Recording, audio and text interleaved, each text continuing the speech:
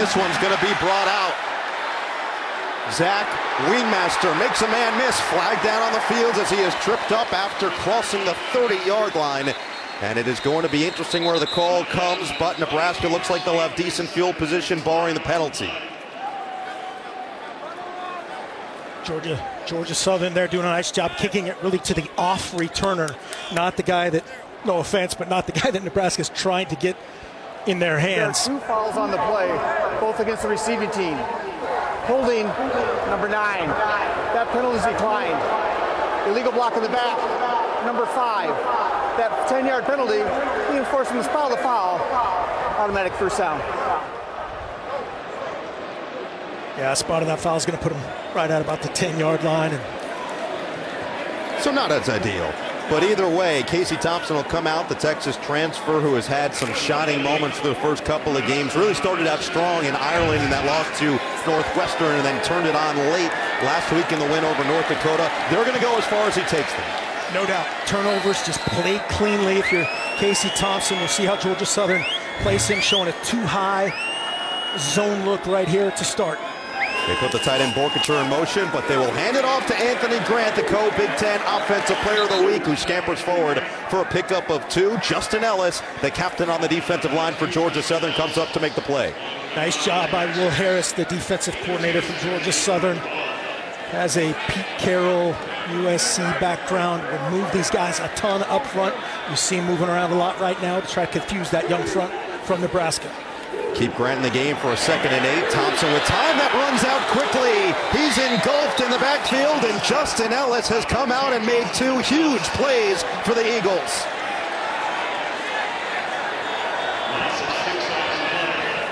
Take a look at this matchup. It's a 4-man rush. Ellis coming off the right side as you look at it matched up against Bryce Benhart, the giant 6'9", 315. Just great effort and finishing on Thompson. Loss of 6 sets up 3rd down and 14 on this first drive. Thompson looking to throw, dumps it off, gets rid of it quickly. Alante Brown had nowhere to run, and what an opening drive for this Georgia State defense. They force a 3-and-out for the first time in 4 games. Nebraska does not score on their opening possession. They've been talking so much the last 4 games how hot they've started. Look at the drop 8. Here's a 3-man rush. You're playing quarterback right with Casey Thompson. Nowhere to go with that ball. Wisely checks it down to Alante Brown. Nothing for that Nebraska offense to start things off. So they'll bring out the punt unit. Amari Jones is deep. Brian Buschini has been the punter for Nebraska. And Buschini will boot it deep, but Jones is going to have some room to work with. Let it fly by, and what a bounce for the Cornhuskers. It'll finally die down at the 26, where it is down, and Georgia Southern looked like they were going to have a great starting field position. Instead, the noise, the adversity, it's all here at Memorial Stadium. 65-yard boot from Buschini. That looked like Georgia Southern was trying to do a little bait and switch action. They were trying to bait Nebraska to cover that returner up top. The other guy didn't get the memo to sprint back and catch it. That's kind of a oldie but a goodie in the playbook, special teams wise, but to no avail. And we're in the field position. Who is that man? That would be the Ginger General himself, Kyle Van Treese. That is the Ginger General. Kyle Van Treese performed here last year against Nebraska. No touchdowns and 1 pick. And the quick pass to Burgess, who is a very talented receiver, on a one-handed catch, diving for a touchdown last week, and picks up 3 yards on first down. Van Treese, who had 10 different receivers last week, set all kinds of program records, including 4 touchdowns through the air. Yeah, these guys are fired up about this offensive system between Brian Ellis and Clay Helton. The ball's everywhere. And look out for Burgess, who's got space in front. He turns it upfield for a first down before he's dumped at the 40. Tackle made by Miles Farmer in the secondary, but not before pickup of 12. They're going to go fast, so we'll take a quick look here. This is what Georgia Southern needs to do. Get the ball out quickly, get it in space. There's a ton of track speed on the outside. Getting them in the open field against a team that's had some difficulty getting guys on the ground. Make it 3 straight through the air. Another completion. This time is going to go to the outside for another solid pickup. Bo Johnson, the tight end, and he stumbles forward for a gain of 5. That's the run game. That's the Georgia Southern run game.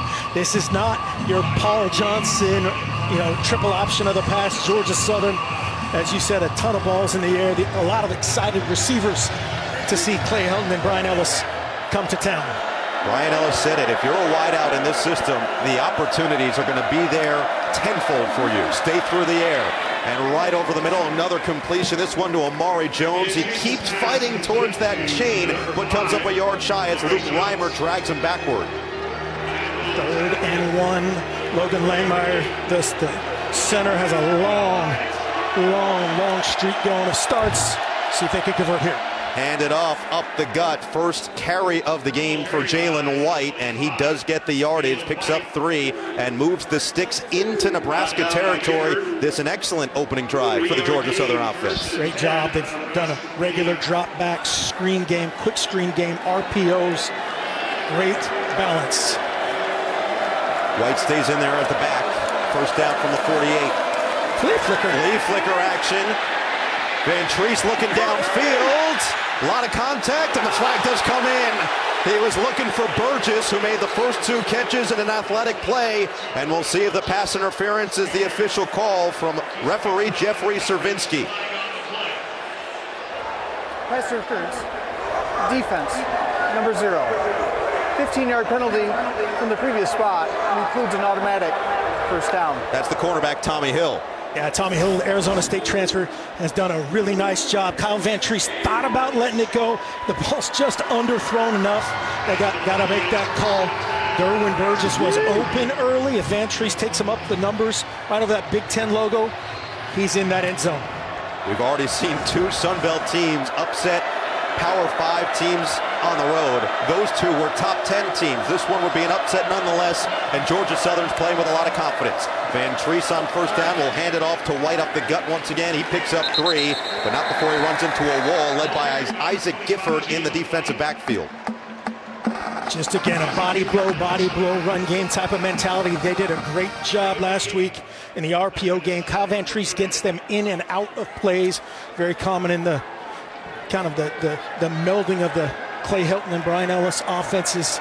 They put a lot on the quarterback. You can see him communicating right now, the protection, the action, making sure everybody's on the same page. 2nd down and 7. Van Treese out of the gun. Quick trigger to the outside, and Burgess again for a first down and more. Out of bounds inside the 20 up to the 18 as Tommy Hill will drag him to the side, but keep it rolling and no huddles to this point. Playing fast, great job just in rhythm from Kyle Van Treese. Tommy Hill with the arm tackle. This time a handoff. Jalen White churning the legs, maybe picks up 1. Van Treese on the last play. Watch the rhythm, just hit that top foot, let it go.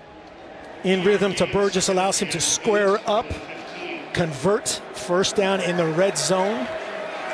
You know, Mark, last week Van Treese had a slow start to the game, had a pick 6 early. That was the only points that Morgan State ended up scoring in the game. And offensive coordinator Brian Ellis said he had a smile on his face and it lifted the rest of the team.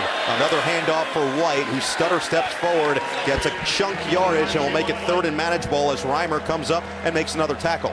They brought edge pressure there. Eric Chenander, defensive coordinator from Nebraska, bringing the edge pressure right into the teeth of that run. And a great cutback to set up a 3rd and very manageable for Georgia Southern. 10th play of this opening drive. It has been balanced to this point, and Clay Helton's bunch looking to put points on the board and take an early lead. Send a man in motion, Amari Jones. 3rd down and 4. Van Treese. And is it bobbled? It looks like it's caught inside the 5. Amari Jones, the motion man, comes back down with it, and the Tulane transfer picks up a first down for the Eagles. Amari Jones does a great job. Watch him sell it to the outside, coming back inside. If that ball's just on his inside armpit, which is where you want that ball, he walks in the end zone. Another play, quick handoff up the middle, and Jalen White just ran into another brick wall. Couple of Cornhusker defenders in the area, including Miles Farmer, to make the stop. The 2 things we were looking to see early, just for how this matchup would go, is how could they pass protect? How is Georgia Southern going to manage against O'Shawn Mathis, Garrett Nelson, and these ends? And can they pound the ball? So far, so good. 2nd and goal. Burgess, the motion man. Play action pass, looking end zone. Van Treese's pass is batted down. It was in the area of Burgess. Miles Farmer got a hand on it, and it's 3rd down and goal, the first incompletion of the day for the Buffalo transfer. Yeah, that looked like maybe a little hold on Burgess. Watch the motion man. That's Tommy Hill playing him outside in. Tugs on that right shoulder. I thought he got away with one there. But luckily I'm not an official, so it's 3rd and goal. 80,000 plus on their feet here at Memorial Stadium. 3rd and goal for Van Treese and Georgia Southern. Handed off White up the middle, and he's in. Touchdown Eagles. They march down the field, and Georgia Southern with the initial gut punch here in Lincoln.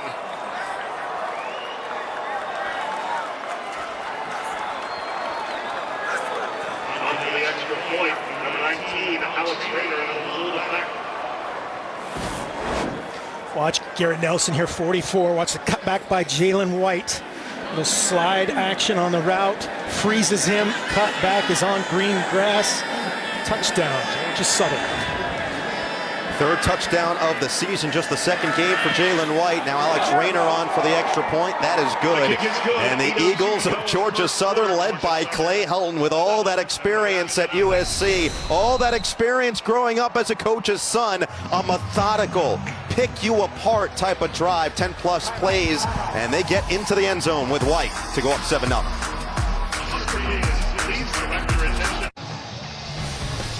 Time for today's Game Flow, sponsored by Progressive. So many fans out and about, such a passionate fan base here in Lincoln, and the Nebraska faithful are ready to see another victory after getting past North Dakota 38-17 last week. The disappointing loss in Week 0 in Ireland, 31-28 to Northwestern. This is a team with transfers, talent up and down the roster, and apparently shirtless people here as well.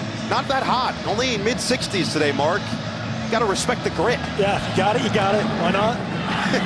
Trey Palmer and Alante Brown are deep to receive this one. It'll be Sailington to the end zone, as Palmer says, lay off of it. And we see this Nebraska offense with head coach Scott Frost now in his 5th year at the helm of his alma mater. Led them to a national championship as a quarterback in 1997. Was also a member of the 95 team as a redshirt, but it's been the close games that have been his Achilles heels. 0-13 against ranked opponents, but that one-score game, 5-21, 16-30 overall. It's hard, right? Because they were close. The one score, a lot of them even were single digits. All 9 of their losses last year fell into that category, and we'll see if they can bounce back after giving up an opening drive touchdown to Georgia Southern. First carry on this drive for Anthony Grant. But for Scott Frost, you feel like they're right there. Just got to get them over the edge. That's what's so frustrating for all of these Husker fans is it's right there. It's the turnovers. It hasn't been starts, though, and right now, bad start. 2nd down and 7. Thompson, only one attempt to this point. That short throw will be another one, this time for Trey Palmer.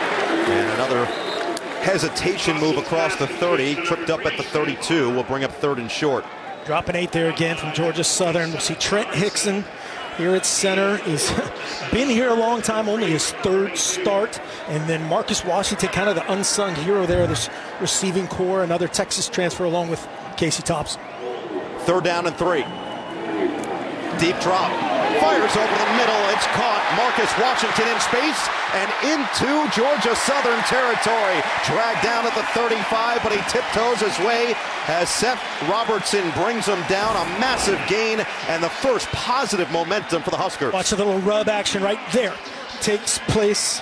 Gets the nice little rub from Trey Palmer, and he is out the gate. Picks up 33 yards, first down from the 35. Handed off. Anthony Grant slithers through that hole and picks up 2.5. He does slither. That's a good word. He slithers, but he's powerful. He's a guy that can maintain a lot of contact. Balance is the word you look at with running backs. but he is a physical finisher. I'll tell you what, as we look at this Eagles defense that is touted with experience really from front to back, and Waylon Free, that Fresno State transfer, is a hard hitter. But I'll tell you what, Clay Helton had all the praise in the world for this guy. Anthony Grant said he is one of the 5 best running backs in the country. He said it's going to be clear by the end of the year. He's proven it through the first 2 games with 290 yards coming in. Right there, nice job getting them in a formation there. Mark Whipple and Scott Frost, offensive coordinator and head coach, working together to get a 5-man box for Grant. Very difficult to stop. People with a hot hand, and he surges forward for a first down as Grant gets it inside the 25. It is a couple of tacklers there, including Kadri Jackson, the linebacker, part of this 4-2-5 defensive set. Kadri Jackson last week had a hurry on the quarterback, 3 tackles. You can see him and Todd Bradley Glenn. They're both very, very experienced guys. Help everybody get lined up. Nebraska playing without its tight end captain, Travis Vokalek, so we're going to see a couple of other tight ends in there. Instead, it's Grant once again. The zigzag, the now you see me, now you don't. The burst of speed and the first down for the transfer from New Mexico Military Institute. Great job reading the edge right there by Casey Thompson. That's a read play. Anthony Grant gets the ball. Watch Ellis pin down there too. Give it to that big guy in space. That is bad news for Georgia Southern. First down from the 11. Another handoff for Grant, and the powerful strides, dragging tacklers with him for a gain of 3. Anticipating, and Will Harris, defensive coordinator from Georgia Southern, said he's going to make Casey Thompson beat him. He's going to try to take 10 out of the game, and as we've seen already, it's easier said than done. He had a career high 189 yards. There's a good look at Will Harris, a young up-and-coming defensive coordinator, played defensive back at USC, and is really incredibly smart in how he utilizes the talent he already has and guys that are going to be coming in. Second down and 7. Play action pass. Thompson looking to escape. Thompson makes a man miss, and Casey Thompson is in. A spectacular effort for a Nebraska touchdown.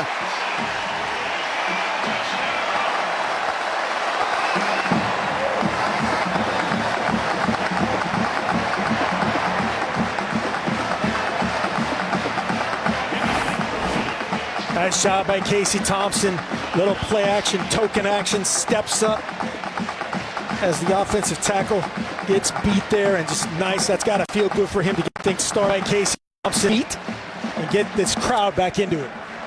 Second rushing touchdown of the season, his 7th of his career for Thompson. The extra point, it is right through for Bleak Road. And just like that, in the blink of an eye, we are all knotted up. Thompson doing a little bit of everything, but he finishes it with his legs. And we are all tied at 7 in Lincoln.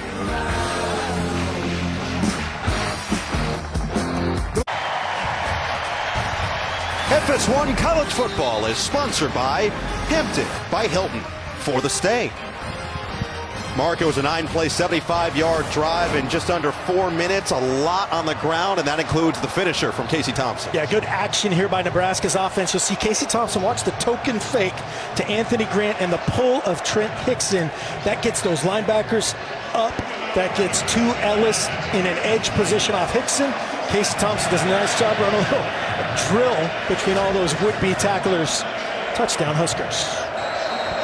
8 of the 9 touchdowns this year from Nebraska coming into the game. So now 9 of the 10 have been scored by players who had never scored in a Nebraska uniform before this year. Thompson with a second rushing touchdown, and this one will be a touchback as Darius Lewis was deep to return. I did not go to Syracuse like you, but that's 90%. Right? 9 out of 10. That's good. Okay, watch that. Start Saturday strong with America's #1 game window. Big noon Saturday on Fox. Next weekend, Dylan Gabriel and number 7 Oklahoma face their historic rival Nebraska. The big noon kickoff pregame show will be live from Memorial Stadium here in Lincoln at 10 Eastern.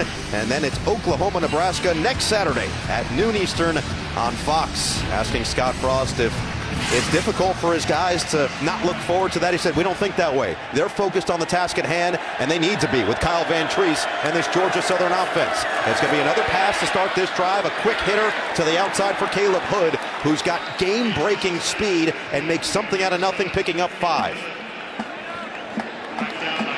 Caleb Hood last week took a screen pass the distance, and quite honestly, he was so much faster than everybody else that no one was even in the screen by the end of it. Yeah, that guy can roll. One of many guys that participated in track in high school in the state of Georgia on this team.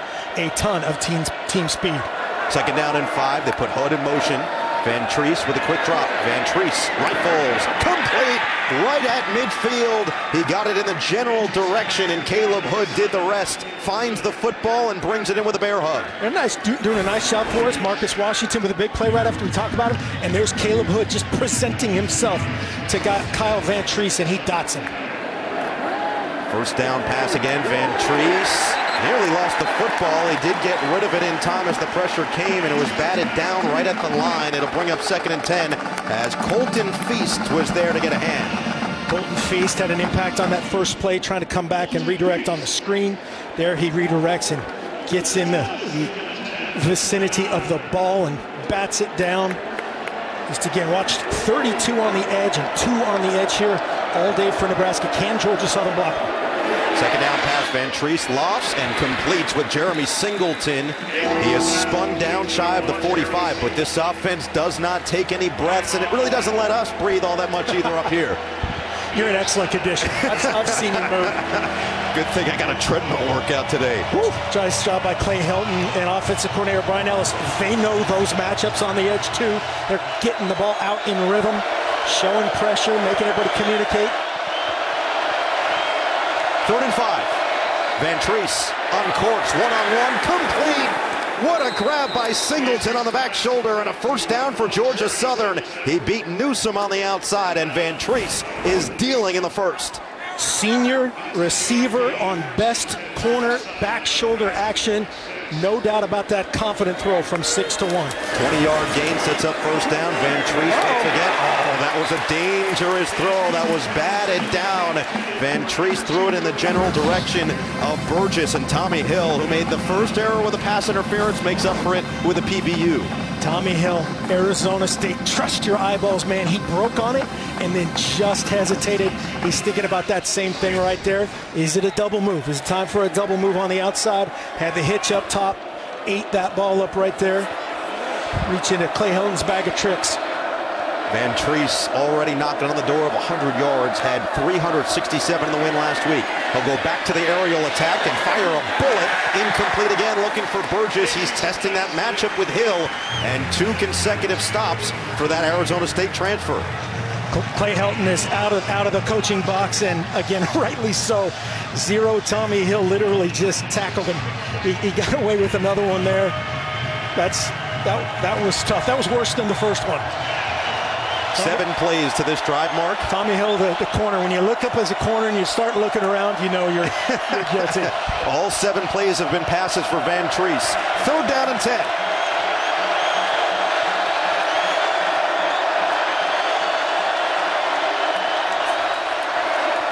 And the handoff, White. They caught him by surprise and say goodbye to Jalen White. Touchdown, Georgia Southern. The explosion and the speed, and White with his 4th multi-touchdown game of his career. We talked about it earlier. Can we get yards when it's there for us? Watch this spread rush here from Nebraska. They're trying to get their speed on the edge of those big tackles. Jalen says, thank you very much. That's touchdown number 2. And I wasn't down in touch football right there. Scott Frost was hoping his defense would clean up some of those leaks, would plug some of those holes from the first couple of weeks of play, some of the missed tackles as well, and so far Georgia Southern has taken advantage. They add on the extra point and take a full touchdown advantage with 2:21 to play in this opening quarter. This is a dream start for a team out of the Sun Belt. No doubt. 3rd and 10. Right here's the speed rush look from those Nebraska defenders. 5 in the box, right? You got 5 offensive linemen to block those 5, to neutralize those 5, to let them run upfield. And Jalen White high and tight to the end zone. 4 touchdowns on the ground for that young man.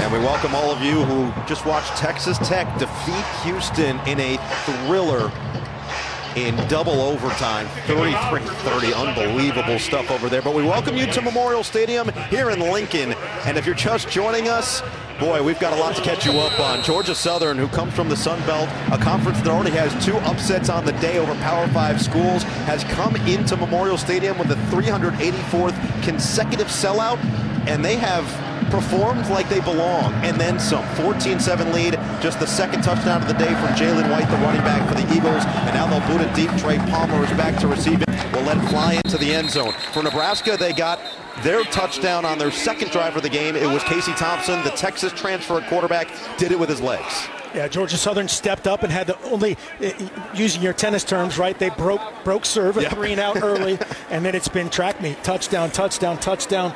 Georgia Southern doing a great job being balanced. Their second drive all through the air, but both touchdowns on the ground. Mark, I feel like we've upped your tennis game these last 2 weeks, by the way. There's a lot of love. Oh, man. If that didn't convince you to stay with us, I'm not sure what will. Freshman running back A.J. Allen is in there for Nebraska, and he's got the first carry of this drive. Explodes forward and is spun down after a gain of 2. Credit certainly to the Georgia Southern offense, which does not huddle, which is quick trigger. Kyle Van Treese, who played here last year with Buffalo, has looked strong. But this Georgia Southern defense got that 3 and out, and they've been bend don't break to this point this season through their first game. Thompson will hand it right back to Allen, and he will try to dive forward for extra yardage, gets it to the 30, but Marquise Watson-Trent was there to greet him and had nowhere to run. Watson-Trent and this defense has been great. No matter who's in there, and I know they're, and no offense to A.J. Allen, but they're happy when Anthony Grant is out of there, but they're going to treat this the same, attack whatever tailback is in there for the Huskers, and try to make Casey Thompson beat him. 3rd and 5, Thompson with time. Thompson rifles complete right back to the running back Allen, who hurdles over and will fall down at the 39. First down and then some. Nice pickup for Nebraska. Nice job by Casey Thompson. It's the same play as before, the same route as before. 4-man rush, twist game. Gets there late in his face. Does a great job getting all the way through it to A.J. Allen. They're going to stick with Allen. Anthony Grant, who is the Big Ten co-offensive player of the week as a running back, at 189 yards last week and a good start to this game. But it's Allen, the freshman, again. Churns forward, picks up 4.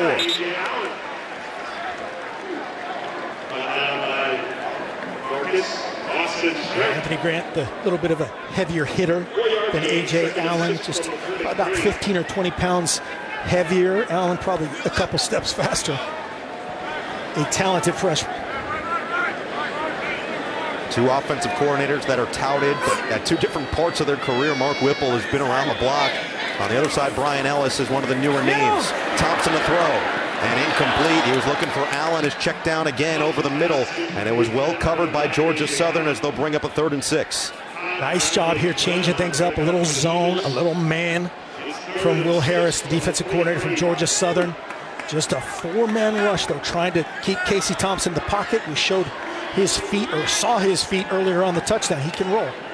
First incompletion brings up the 3rd down and 6. First quarter coming to a close here at Memorial Stadium. Thompson, clean pocket. Thompson, rainbow, got it. Excellent pitch and catch, and Alante Brown has the first down into Eagle territory. Nice throw and catch here, good rhythm.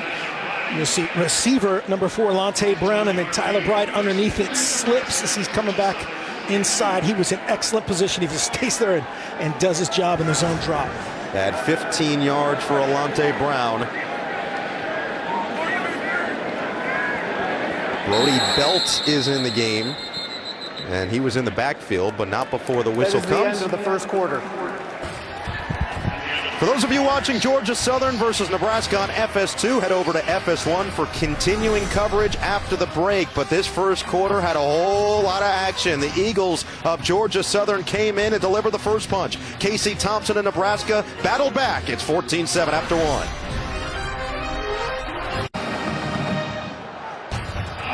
FS1 College Football is sponsored by Hampton by Hilton for the stay. 1 quarter down and a back and forth affair here in Lincoln. 14-7, Georgia Southern in front.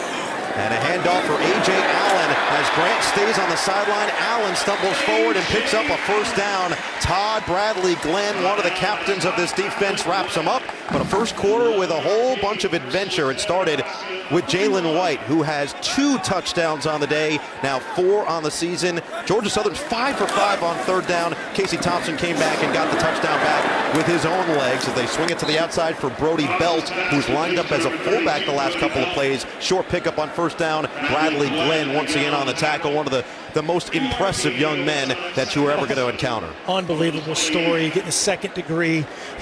The low light on his career is beating cancer. He's done so many other things. Just a very popular young man in that program. Unbelievable story. Look him up and then chases down that screen that, again, Casey Thompson, you want him to throw that right on that armpit to keep the receiver running to the sideline. He brings it back in, only a 3-yard gain.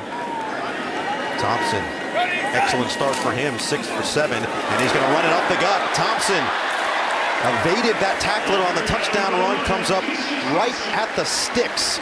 Marquez Watson-Trent was the man to trip him up, but Thompson chewing up yardage and moves the sticks once again. It's really what Georgia State ran for the touchdown, just with a running back. There they motioned out the running back, and Casey Thompson did the work. Empty set on first down. Thompson throws a strike towards the end zone. Wide open. Brody Belt corrals it, and another Nebraska touchdown.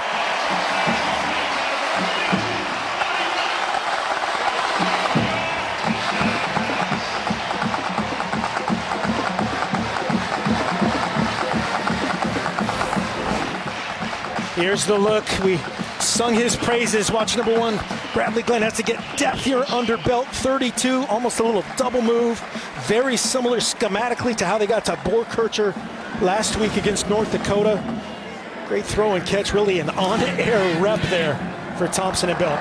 First career touchdown for Brody Belt, the junior. Extra point from Bleak Road is good. Thompson's 4th passing touchdown on the season, and boy, was it a beauty. He put it right in the breadbasket, and Belt helps tie the game as Nebraska and Georgia Southern are cooking with hot gas early.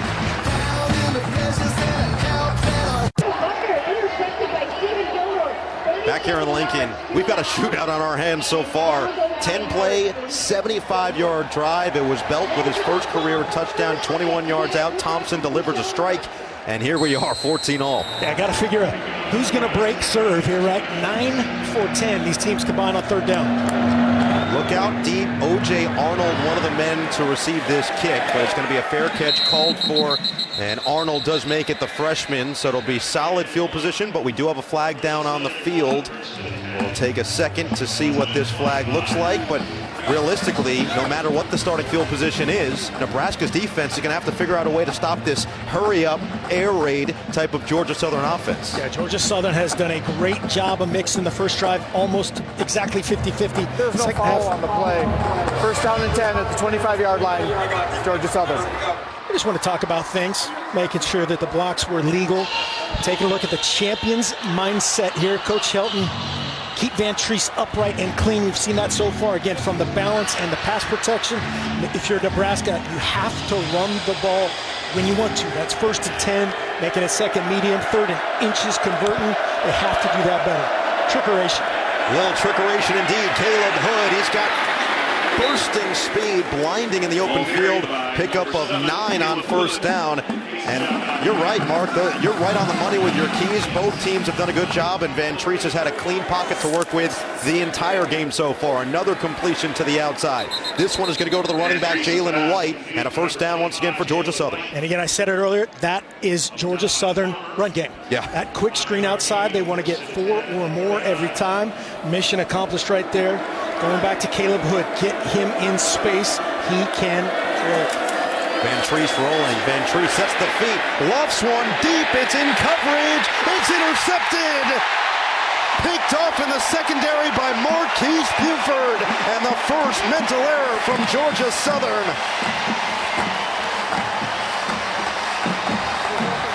Van Treese wants this one back. And we'll see some of his quotes earlier. Under pressure, just throw that baby out of bounds and live another day. But Buford, you got to give a ton of credit for that catch.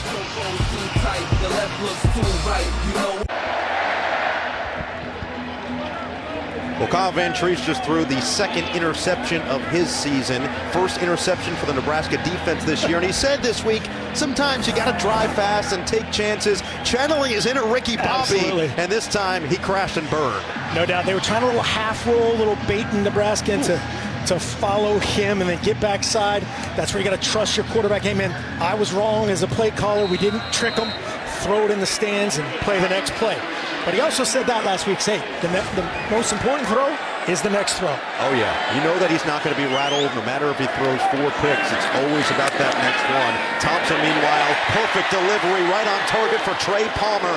And he gets a couple extra yards after the catch. First down and then some, pick up a 14, and they'll move the sticks. Watch the linebacker level just disappear with this hard sell action. You put it in Grant's belly, look at everybody respond, and they fill it up behind it and get Trey Palmer in space. Makes a couple guys miss, and then corralled by a host of Huskers.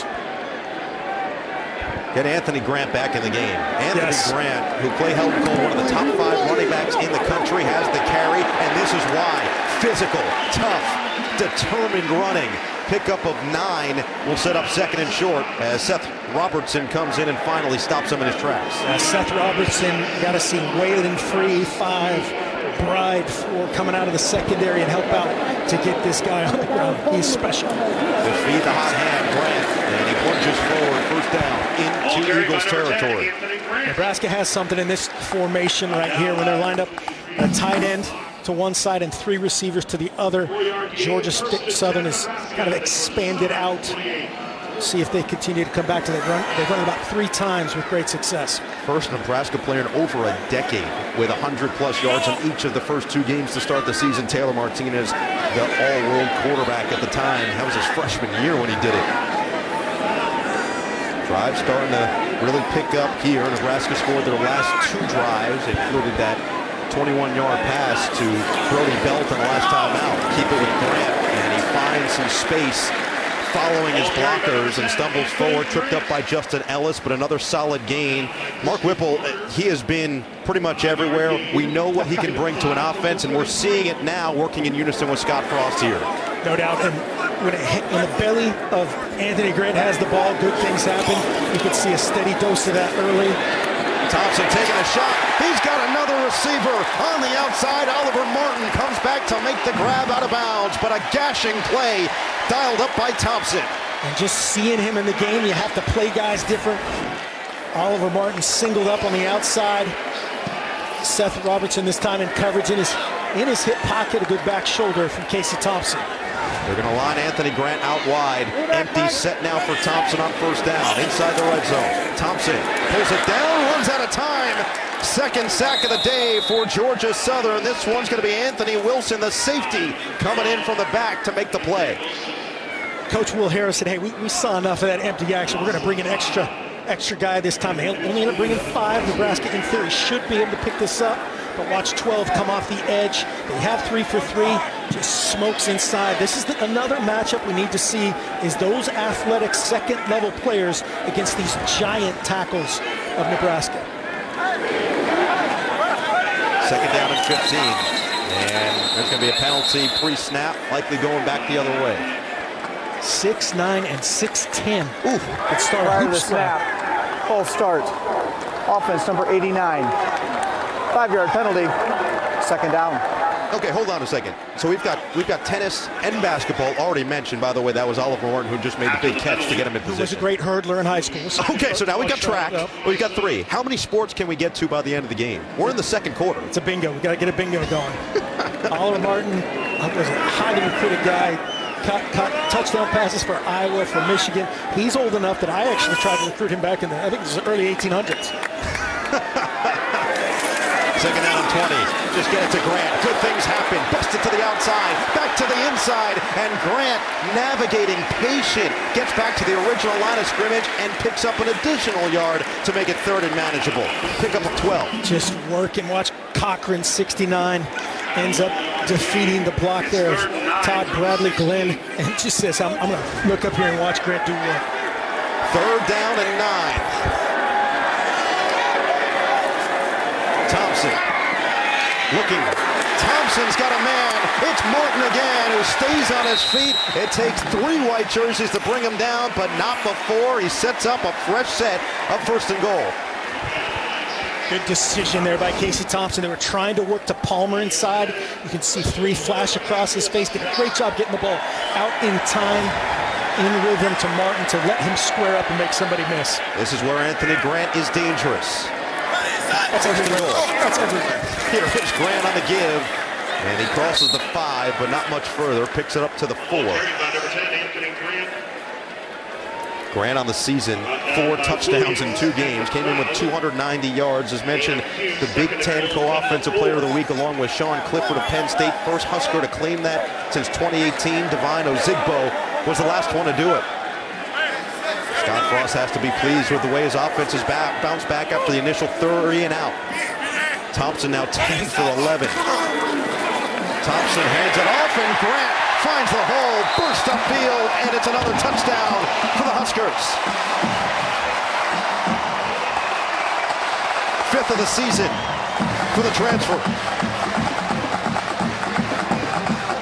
Saw Jalen White for Georgia Southern, a very similar play to that. And Grant, this is too easy. They do a great job on the right side, washing it down, the cutback.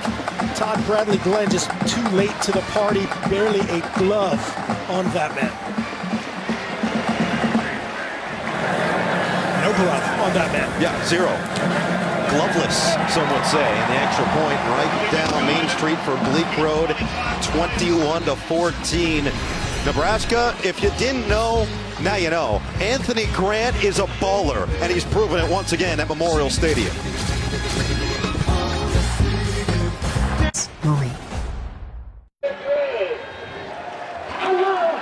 Well, Georgia Southern made a splash by hiring Clay Helton away from USC, and boy, has he invigorated this program. But right there, he just got his whole team together on the sideline. No doubt. I imagine that's along the lines of, it's not quite the Hoosiers moment, but it's, hey, are we good enough to be here? Absolutely. We just gave them that touchdown in effect, right? Giving them the turnover and some miscommunications defensively. That's, hey, guys, do your job.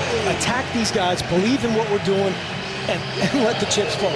I guarantee those guys know what happened in the Fun Belt earlier today, and now they just have to believe it. Well, Clay Helton told us his guys were not going to be over exhilarated and worried about the environment. They were prepared, and so far that has been the case. You know, we're talking so much about Clay, we might as well go inside the film room of Georgia Southern. This is the first touchdown of the Clay Helton era last week against Morgan State. Down in the second quarter, got a little 4-strong concept, common in their deal. They should throw it right now to the wide open guy, but that's too easy. Call glass. Bank it off the defender. O.J. Arnold says, hey, I'll take that. Scoop and score. Touchdown. It's hard to do. You got to get the defender to cooperate. Very impressive. If they got style points, would have been great. This is a free play, and that's going to be a backwards pass, but it's going to be offsides called against Nebraska in all likelihood. Either way, they're going to take it into the end zone. Yeah, the smart play to make. It's going to be called a touchdown on the field, and we'll see what the eventual decision is here. It'll temporarily be a touchdown before it's offside, but both teams have to cover that ball. You never know. The Georgia Southern guy offside, scoops it up and scores. Defense number 2. 5-yard penalty.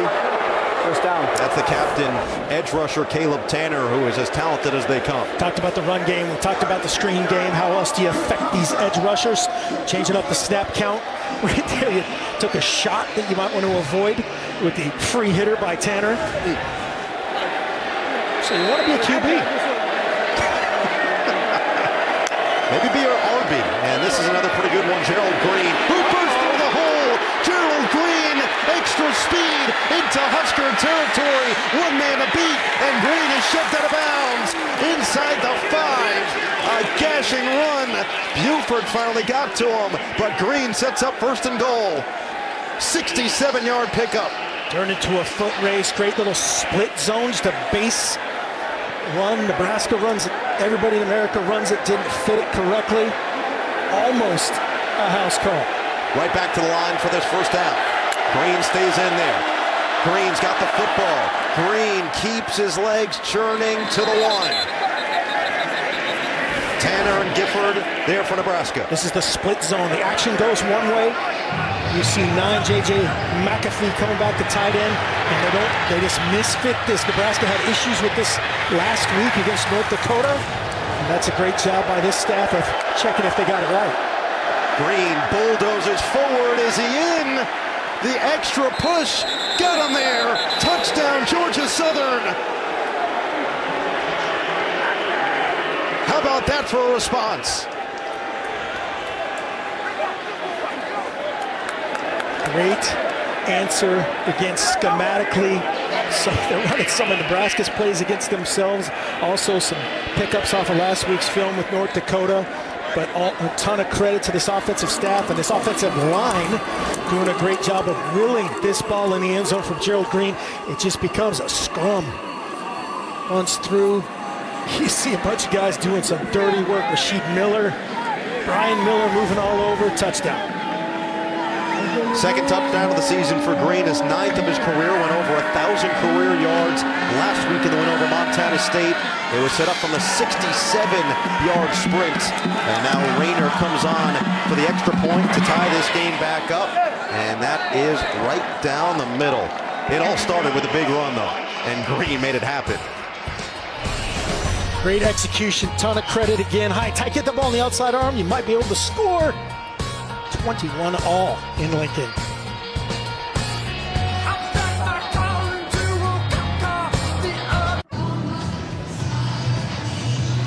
Let's take a look at why this happened. Great design here, the split zone action with fitting the tight end. You'll see McAfee fit up on Klarvik, 31, freeze right there. I formation on defense, not good. That's two guys in the same gap. So Green presses it front side here. There's the vision. The open cut, there's no safety help in that defense, and he's gone.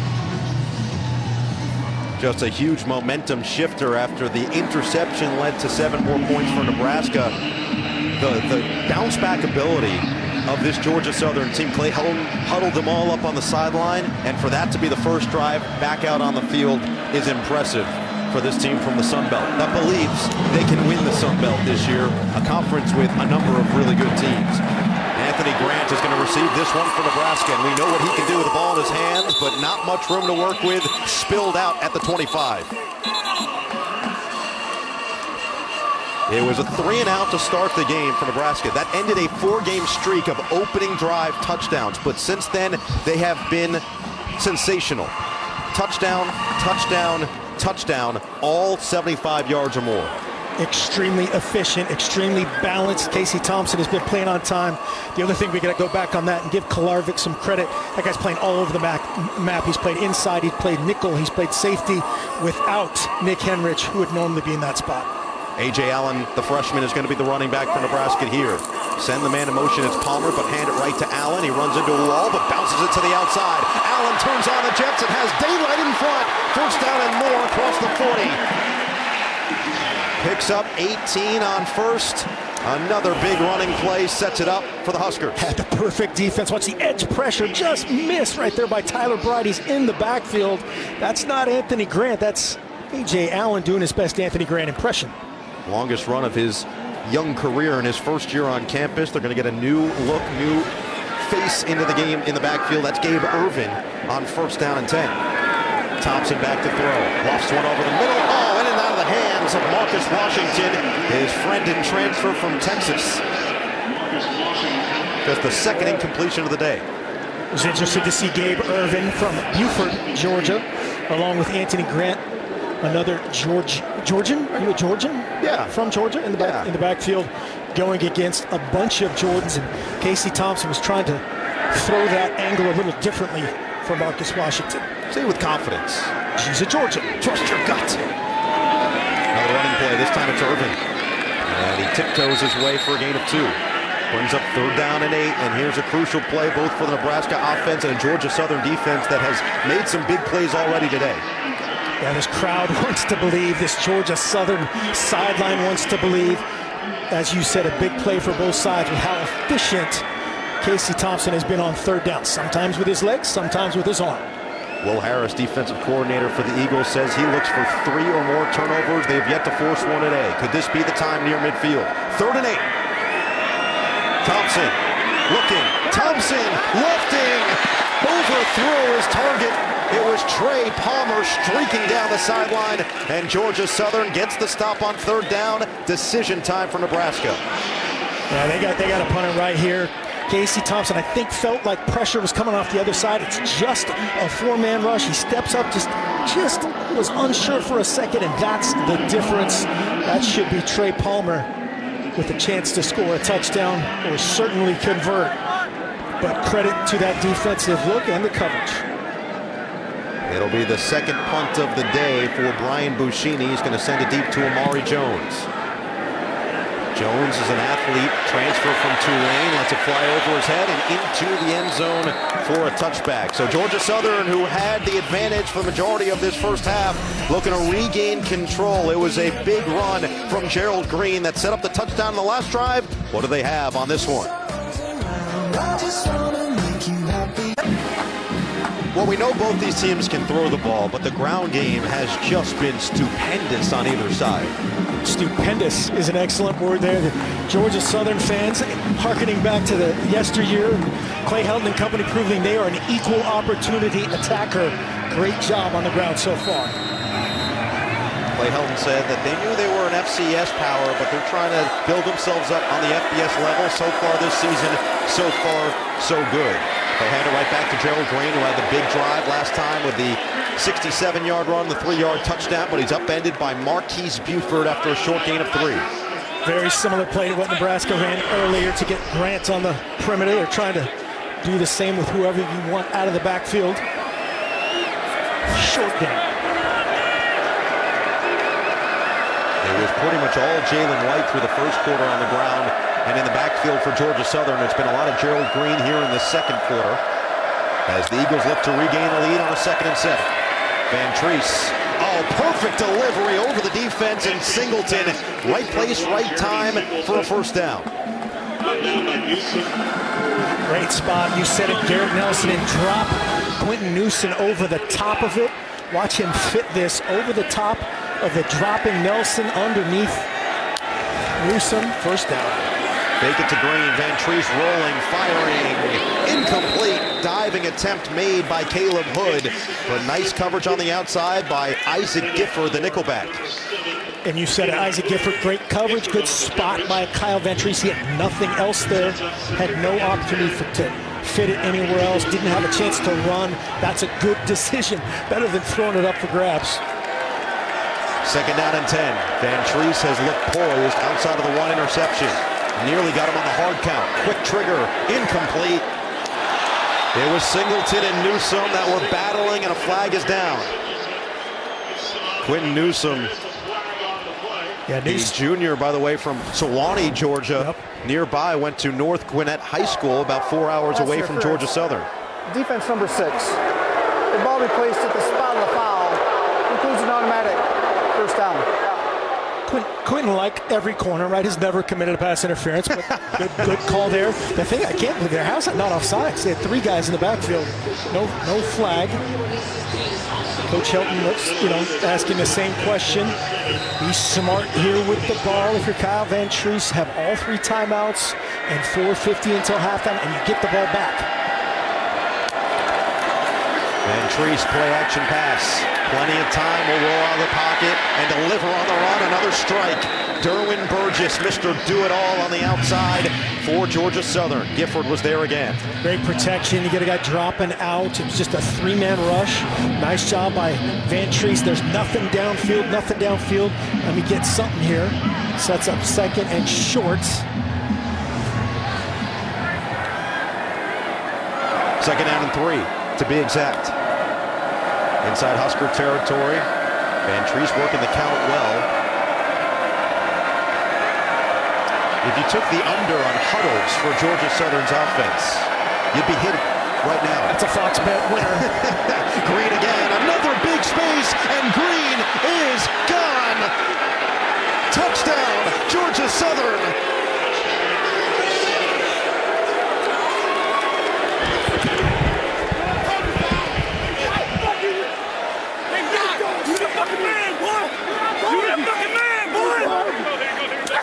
3 touchdowns for Jalen White, 2 touchdowns for Gerald Green. The same draw action. There's a 5-man box, and the safety's the fit right there.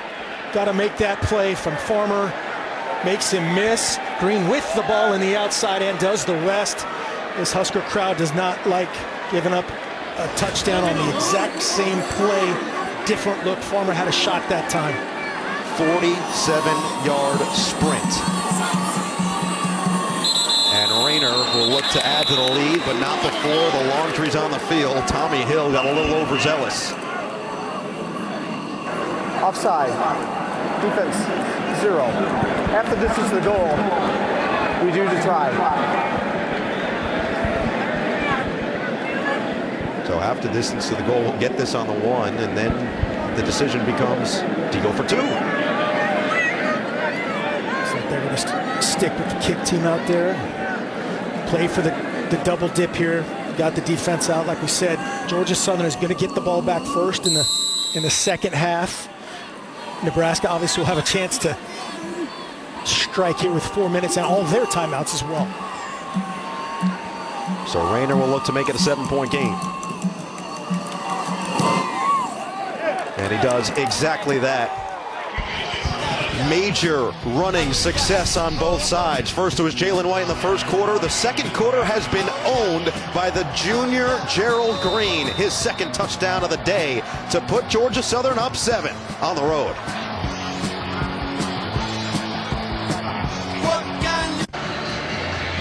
All right, let's take a look at the 47-yard touchdown run here by Gerald Green on the draw action.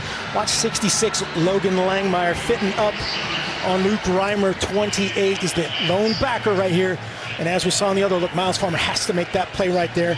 There's nothing else left. What do you do after that? You hug that man. You love up Logan Langmeyer. The big boys deserve love too at the end of the day. Running backs, they'll give that up every single time. Palmer and Winemaster are back for Nebraska to receive this kick. And it will be a fair catch inside that 20. Look, back in 2017, the excitement level at this program, Scott Frost coming in, it was off the charts, all-time high. He led UCF to an undefeated season, completely turning them around from winless to undefeated in 2 years, and then came home to coach his alma mater. Well, 5 years later, year 5 of this experience, the tables have turned for Scott Frost. And we talked about it earlier, the 1-score losses last year, all 9 losses by single digits.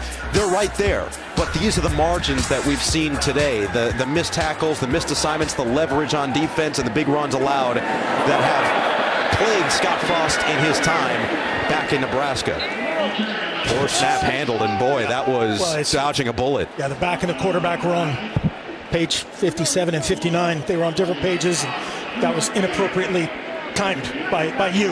That was your fault. Oh, me. There's still time. There's still time in all this. You know, we see a bunch of people going down today that were the greatest hires in the history of football, and that's the business. Trust me. Thompson's going to go back to the air, flushed out of the pocket, and delivers it right on time for Alante Brown with a spin move and a first down.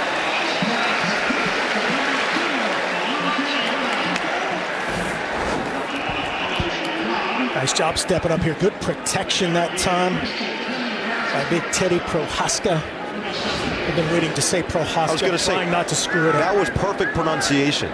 You nailed it. The practice in the mirror this morning that I witnessed, all worth it. Mirrors. Thompson going deep. He's got it. Trey Palmer into Eagles territory. Met at the 40 by Waylon Free. Good spot here by Casey Thompson. Maybe just a little more drive on this. Got a great opportunity. Look at that mismatch right there. Good scheme by Mark Whipple. The inside-out coverage from Todd Bradley Glenn. That's when you want to let him run out of it and try to have a chance on the safety. Throw and catch of 24 yards sets up first down inside the 40. Thompson right back to work. Thompson a strike over the middle. He is dialed in. Marcus Washington is going to set up first and goal. Ton of vertical looks here in the offensive coordinator Mark Whipple package. That's another one. We've seen Marcus Washington in the past at Texas and in Nebraska. Has a huge upside. Clock still rolling. Thompson hands it off. Grant, the misdirection, and he's tripped up from behind What a play by Anthony Wilson. Anthony Grant. Tripped up by Anthony Wilson. Anthony Wilson, this is another defender that Will Harris, defensive coordinator, was excited to compete against that exact man, against Grant. Great job chasing him down. That is a shoestring tackle. Grant stays in there on second down. Fake the handoff. Thompson with nothing but green grass. And another touchdown with the legs of the quarterback.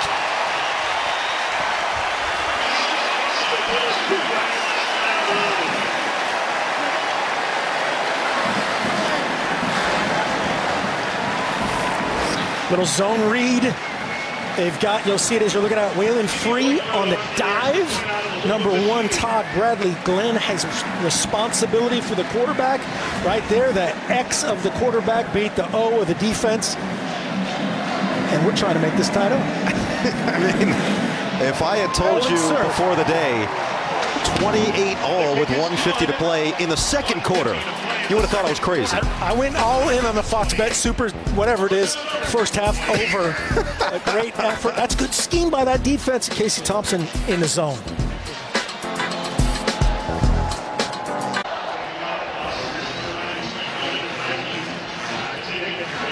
Right back to the field. Bad air quality. A lot of fireworks. A lot of fireworks. And a lot of push-ups. Yeah. The amount of push-ups I've witnessed today is actually very impressive. You guys are going to be ripped. And this is going to be another solid start to this drive. Gerald Green, by the way, has had 2 huge runs, one of 67 yards, one of 47 yards. He's got 120 yards, the running back for Georgia Southern in this first half. Casey Thompson has now matched him with 2 touchdowns on the ground himself. He's got 3 total for the day. And Nebraska keeping pace after a 6-play, 75-yard drive, 2:10. But they left 150 on the clock. And for Georgia Southern, that's an eternity. Their 4th drive in a row, right? You said 75 yards or more. And now they'll probe in Nebraska right here, try to do the double dip, score both ends of the half. There's their adjustment to this formation where they run the draw play out of. And whistle this play dead. Prior to the ball being snapped. Timeout, Georgia Southern. Their first of the half.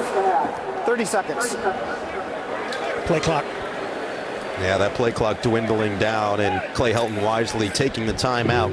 The NFL is back with a huge Week 1 doubleheader on Fox. First, the Trey Lance era officially begins as the Niners take on the Bears. Then, in America's Game of the Week, reigning back-to-back MVP Aaron Rodgers leads the pack against Kirk Cousins and the Vikings. It all kicks off tomorrow on Fox. Aaron Rodgers, by the way, sporting a new haircut, I should say. I don't know if you saw it, but he trimmed off that little mini man bun that he was working with. A little bit of a shorter trim, still a little length to it, and whatever he's doing, it's working on the field. He has been otherworldly in his 2 straight MVP seasons. Shockingly, I don't really worry about hairstyles. I got the Clay Helton look. Wait, hold on. Didn't you recommend the hair product they used for today's broadcast?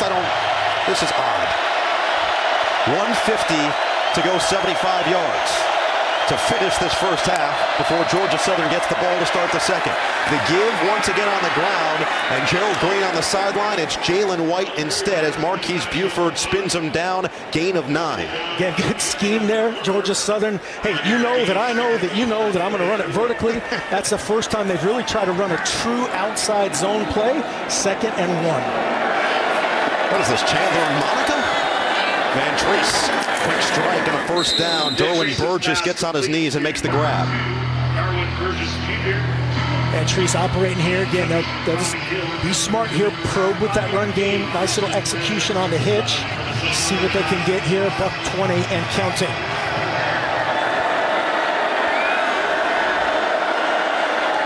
Over 86,000 Nebraska faithful here at Memorial Stadium. A first down, Van Treese. Wide open, perfect delivery for Singleton. And did he stay in bounds or did he get out? Yeah, I think he got out. But now they're saying they're going to wind it. So he's just signaled going there initially. He's going to say wind it, get back and going. Definitely should have gotten out of bounds there by Singleton. But he gets it into Husker territory anyway. Under a minute to play in this first half. Hand it off, and White is met at the line of scrimmage. Great penetration. Luke Reimer led the charge. We talked about it before. Langmeyer on Reimer. This time Reimer says, hey, I'm a better athlete than you. I'm going to just beat you right here. Watch 66 climb into the second level on Reimer. And he says, all right, no, enough of that. Thank you. So second timeout taken from Georgia Southern with 51 seconds to play in this second quarter. Yeah, listen, a little Matumbo in the house. We've been talking about all these other sports anyway. Maybe we should just branch into other athletes. Either way, Reimer, who had 19 tackles last season against Purdue, that was his biggest game of his career high. He led the team with 108 tackles last year. Has built himself into a draft prospect. He went the Drake mentality. Started from the bottom, now he's here, and he is absolutely going to make a difference at the next level on Sundays. I think you should sing that next time. Started from the bottom, now we're here. Either way, 51 seconds left. Huge play incoming on a 2nd and 12 for Georgia Southern. You see Quentin Newsom and Tommy Hill, corners 0 and 6, kind of peeking in, cheating on this run game. A load of a vertical on the outside for Georgia Southern. To throw Van Treese. Oh, what a grab! Jalen White! Did he even see the ball? That is just a perfect throw. Garrett Nelson comes out of it. That's exactly the matchup you want if you're Georgia Southern. You literally couldn't cover it better, and you couldn't throw it better, you couldn't catch it better. A magic trick to pick up 13. Now a first down throw. Incomplete. Oh, that was a danger zone. Garrett Nelson had a surefire interception. Kyle Van Treese was trying to pull the string on that one. He had a busted route in his mind. He was doing a lot of pointing and movement on after this, but oh boy, that would have changed the tone of this crowd. 2nd and 10. Got single coverage with Singleton down here. 1 on 6. Singleton versus Newsom. Now they're going to change it up. Van Treese, a dart. Oh, another spectacular play, a first down and more, and it is number 0 for the week, Sam Kennerson. He is down, but what a play to make it 1st and goal. We just saw, we saw the best catch possible by Jalen White, and that's harder because you know you're going to take a shot, like a back shoulder throw that time from Van Treese. He hops up soon. Man, this is a great play. Watch 0. The Selfless Player Award. Kennerson, Clay Helton said he just works. Just becomes a talented group of wideouts. Talented group of wideouts. He shows up last week, 7 catches for 99 yards. Great blocker, great teammate, great worker. I don't want to watch it anymore. Kennerson, Clay Helton told us that the 0 number, it's a weekly tradition. Mark said the most selfless player on the team, someone who puts team in front of self. Last week, it was linebacker Jeff Smith. And this week, it is Kennerson who is the last guy out, essentially. The first guy off that initial 2-deep depth chart. And he came in last week when Amari Jones went down and just played his tail off. He prepares for scout team no matter what. He prepares as a starter. And we'll check in on this week's number 0, who just made an unbelievable play when we return in Lincoln.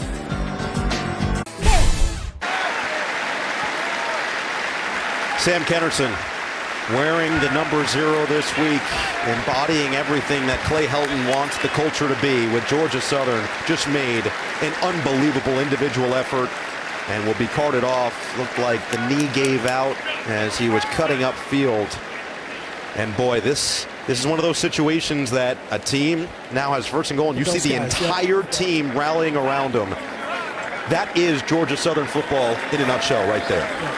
Yep, no question. These guys, they're going to rally around that dude, especially how this drive finishes, certainly at halftime, talking about that kid and what he's done, what he just did. Hopefully he'll be back rolling.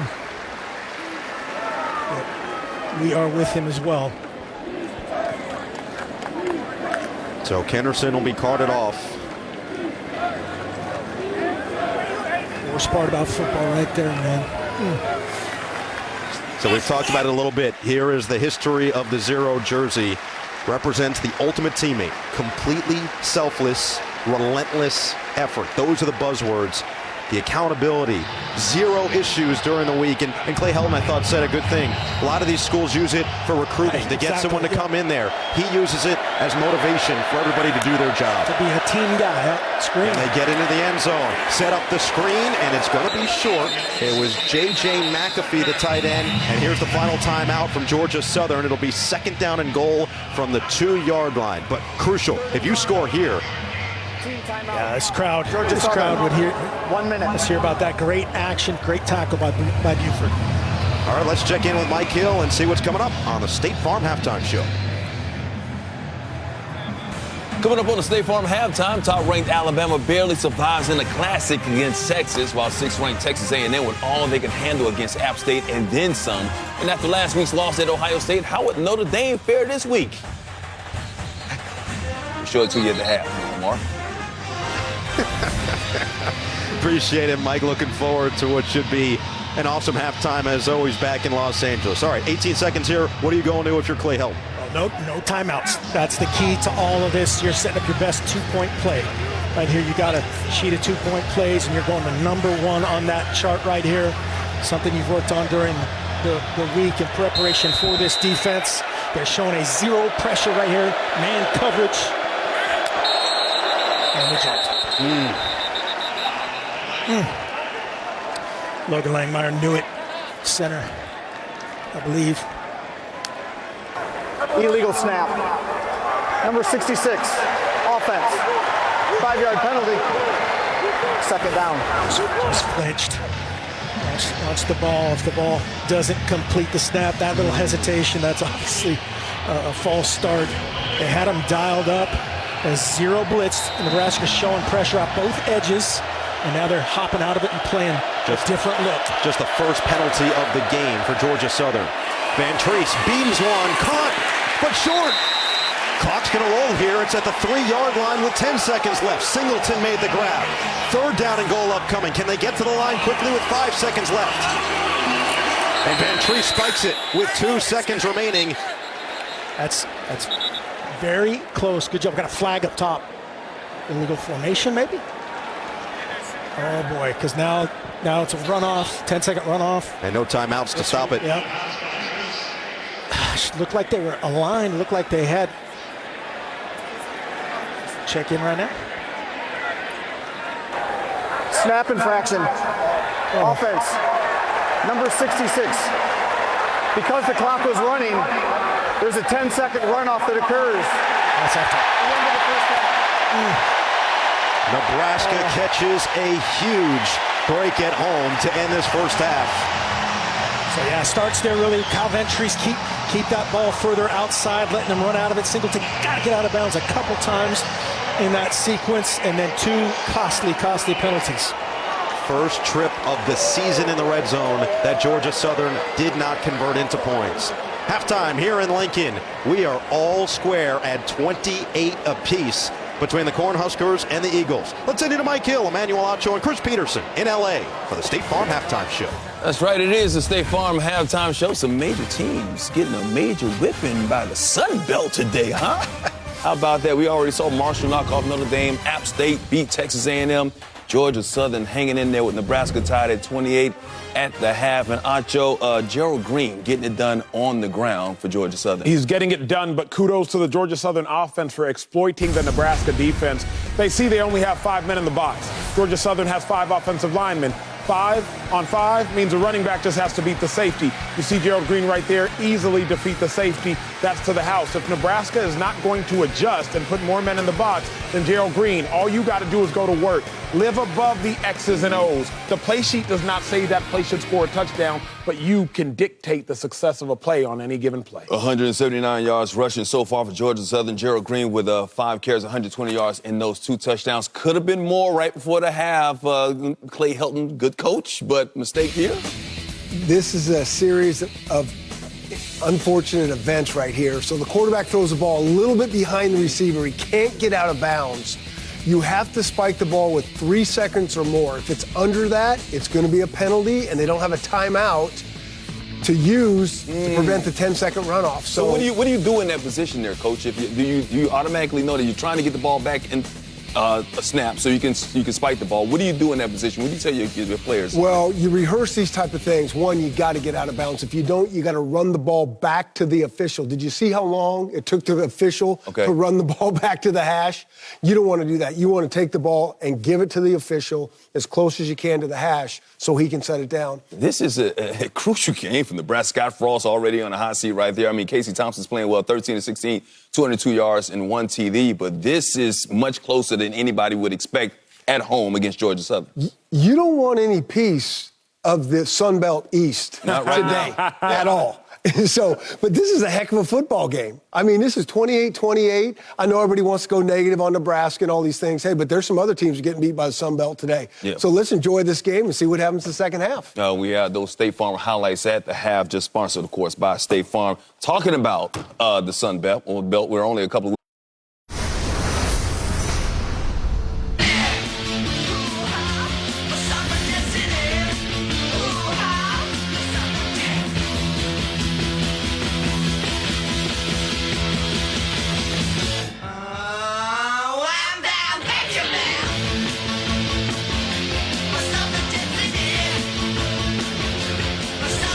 We are in store for a treat of a second half here in Lincoln. Georgia Southern is going to receive the second half kick all square at 28 with Nebraska at Memorial Stadium.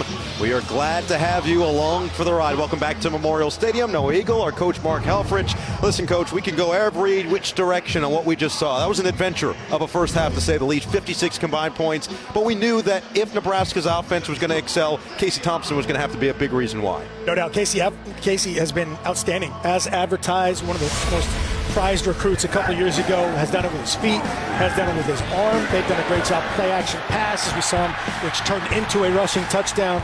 Just the generic zone read variety was his second touchdown.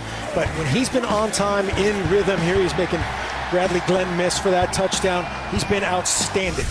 Trey Palmer in space has been outstanding, but what hasn't been outstanding, or conversely give Georgia Southern credit, is Gerald Green in space. There's a couple things that they'll have to do defensively to account for this. There's the 5-man box making the safety miss. That's his second touchdown right there. Nebraska has some work to do defensively, but it's not rocket science. I think we're in for a treat. The 120 yards from Green, already the most that Nebraska's given up on the ground this year. Let's check out today's team comparison, sponsored by Credible.com. And the rushing yards certainly in favor of either team. They both ran the ball efficiently in the first half. Both passed the ball efficiently in the first half. And now let's take a look at our All-State mayhem moment. This was the end of the first half. This is a coaching clinic in the last 20 seconds. So right here, you can see Vantrease. If he throws that ball outside to Singleton, he runs out of bounds, it might be a touchdown, right? It's a touchdown or a field goal. He's inbounds. He has to sprint that ball back into the hash. Then everybody's late because the umpire had the ball. And then the double hesitation for the illegal snap, 10-second runoff, half over. Good news for the Eagles. They have the ball to start this second half, and Gerald Green is in there in the backfield. They fake it to Green. They swing it to Singleton, and he'll pick up 5 after being dragged backward. Nice play immediately on the football, Quentin Newsom. Nice little RPO here. He could have handed that off inside, banged that hitch out to Jeremy Singleton to get him going early in the second half. Good play call early, good execution by Kyle Vantrease. Listen, big plays plentiful in the first half. Each team had 5 of over 20 yards. And we'll see what Vantrease dials up on 2nd and 5. Fake the handoff. Vantrease finds the slant at Singleton again, and that's a first down once again for the Eagles as he takes it to the 38. Nice dissection here by offensive coordinator Brian Ellis. The motion man Hood goes out there, just a little rub to open up Singleton, 1st and 10. Vantrease nearing 200 on the day after 367 last week in the win over Morgan State. Put a man in motion, Amari Jones. Vantrease, perfect delivery right on time, and Caleb Hood takes it into Nebraska territory. Great timing here by Vantrease. Another motion action, making that Nebraska defense, who just made a ton of adjustments at halftime, communicate to totally different formations. Nice job. Again, throw and catch. Vantrease to Hood. Well, they look to run the ball for the first time on this drive. Gerald Green had runs of 67 and 47 in the first half to go with his 2 touchdowns. Nebraska in the first half, no changes. You see Georgia Southern at the line trying to get them to show their hand. No changes after this so far. Van Treese, quick drop, quick throw, in and out of the hands of Jeremy Singleton. Play made, Quentin Newsome came in like a bullet. Great break here by Quentin Newsome. He's playing tighter to the line of scrimmage, At some point here, little double move action has to come. Both these corners, uber aggressive. Tommy Hill, very fast, very physical, likes to play with total confidence. Sometimes those are the best guys to double move. Newsome, the North Gwinnett High School product's got to have a little extra something against this Georgia Southern team. Van Treese, quick drop, quick throw, lofts it towards the sideline, perfectly delivered. Derwin Burgess, a diving grab, and he is touchdown at the 11 by Tommy Hill. Beautifully dialed up again by Van Treese. Not a double move, but a great release and vertical push. You could not hand the ball in a better spot to Burgess. No doubt about that. Ball is clean catch. First and business here for Georgia Southern. Hand it off, Green. And he runs right into a red jersey, just shy of the 10. Burgess does a great job here of squeezing Tommy Hill, keeping him inside of him. That's a drill they work every day. That's called pat and go. The quarterback pats the ball, you dime it to that spot, throws it into a mailbox right there. You can see the safety on that last play.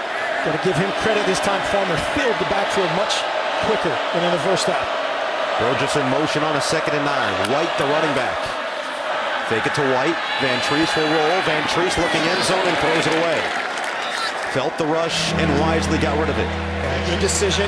We saw his lone bad decision of the first half was when he forced one to the backside. He almost had a chance to force one to Caleb Hood, but Marquise Buford was in his back pocket. Good coverage. Offensive coordinator Brian Ellis said in his 11 years of coaching, this is one of the best, if not the best, wide receiving corps he's ever had. They'll need to show up on a 3rd and 9.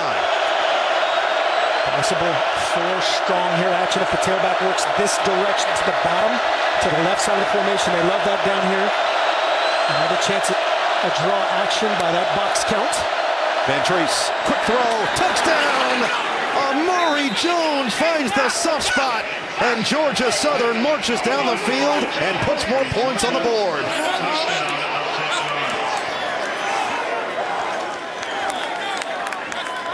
This stadium is hushed.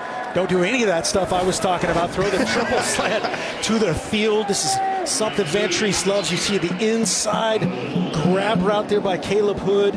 Opens up the window, perfectly timed to Jones. Jones, a preseason 2nd team All Sun Belt selection. Van Treese, 5 of 7 on the drive, 74 yards. First touchdown of the year for Jones. And now the extra point from Alex Rayner is good. 35 points, not even 3 minutes into the 3rd quarter. It was set up by the long throw. Van Treese throwing, just showing incredible accuracy throughout this game. Burgess ensuring the catch, and that is an absolute dime to Jones. A comfortable catch and collision. Touchdown, Clay loves it.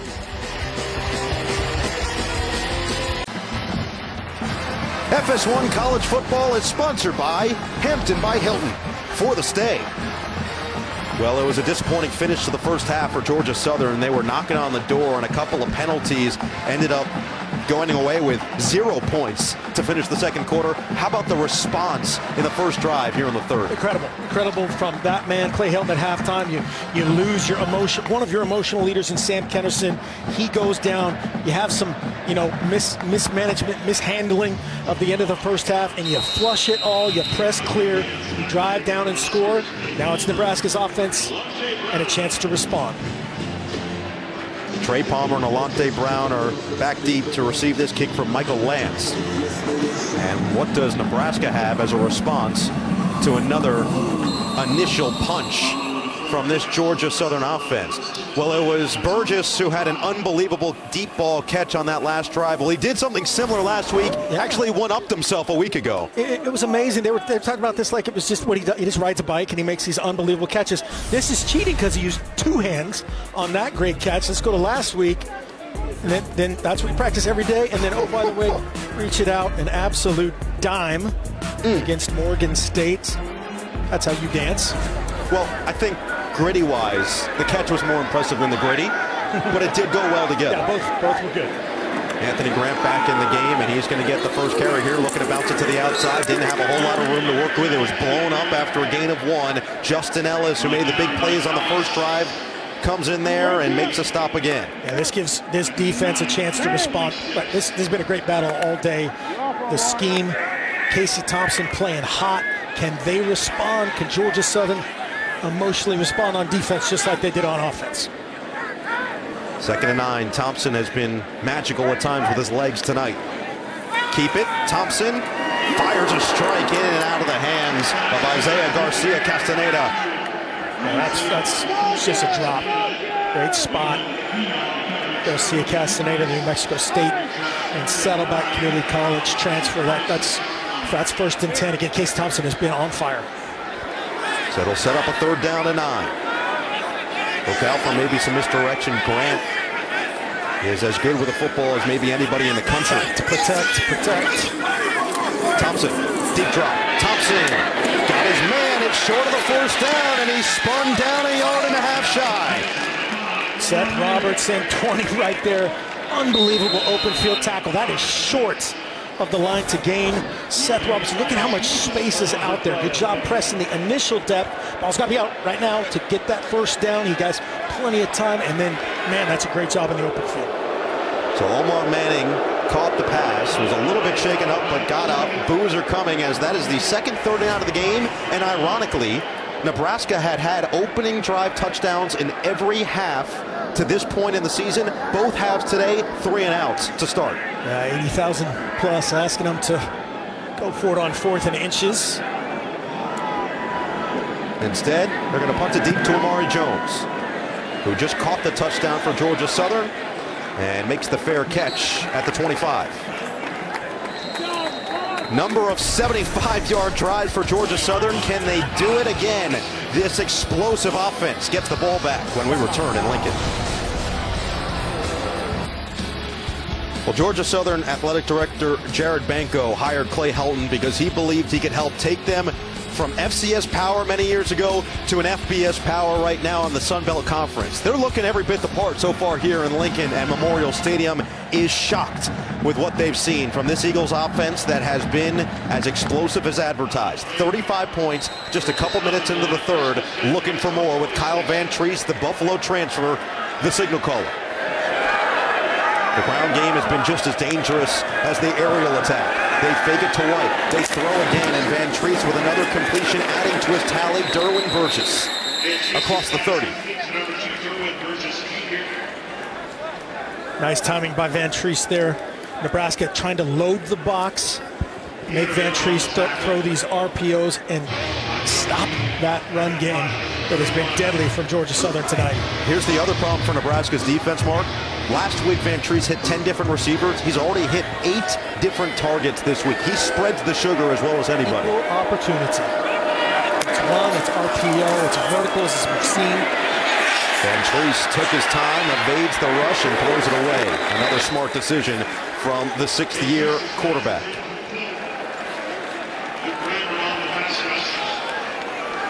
And Treese kind of disappointed there. I think he had his number 1 guy in the flat there and was just trying to squeeze a little bit too much out of it. But as you said, didn't make one bad decision, a team decision there, and turn the ball over. Georgia Southern perfect on 3rd down so far. This a 3rd and 5. And the offside on the corner up top. And that is a tough one. Offside. Defense number 24 with contact. That 5-yard penalty results and a first down. 3-5 from Brandon Moore. They're just too aggressive. Nebraska playing man coverage. That's their what looks like their adjustment is going to be more man coverage here in the second half.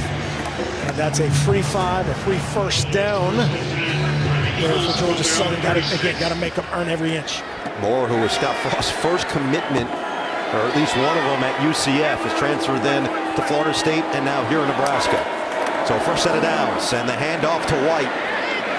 Keeps the legs moving and picks up 6. Good job by O'Shawn Mathis there, 32, the pass rush specialist there, showing how he can redirect and get a runner on the ground.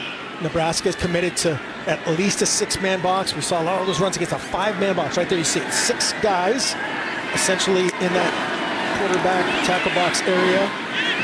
White evades one tackler and navigates his way just shy of a first down. Stephon Wynn, the Alabama transfer, in there on a stop, but it'll bring up a third down and short. And as Coach Brian Ellis, the offensive coordinator, said again, run game. This is run game for us. All the stuff to the perimeter. Nebraska again having trouble on the perimeter. Gifford and others slip the tackle. Wynn ensures he's getting to the ground. Van Treese hands it off White, and he's got plenty of yardage across midfield into Husker territory. This drive continues methodically, getting it done on the ground. This is where Nebraska just hasn't been their normal run defense, has had a tough time this year. This is just a great job. The Georgia Southern does downhill run. You see Gifford, 23, coming off the backside. Should get him to the ground on paper. Jalen White, too strong, good finish, first down. Empty set here. Georgia Southern 7 for 7 on third down. They've got the 4th most experienced offensive line in all of FBS. Van Treese fires a dart. Incomplete. He was looking for Singleton, matched up with Newsome. And there was that moment of pause, waiting to see if there might be a flag. Yeah, nice coverage, nice scheme.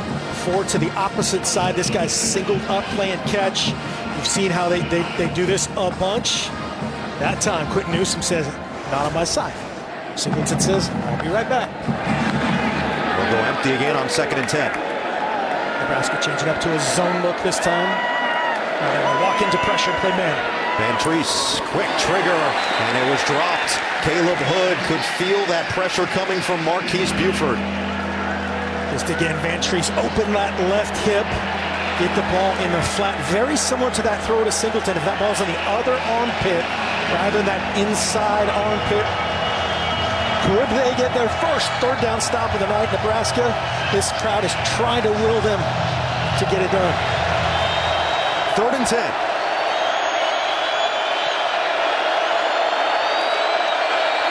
Movement.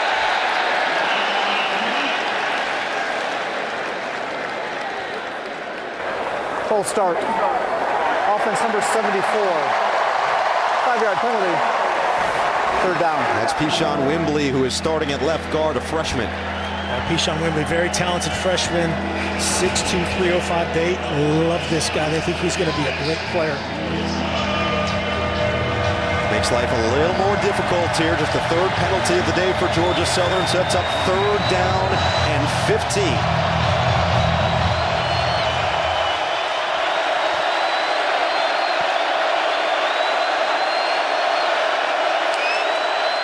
Van Treese drops.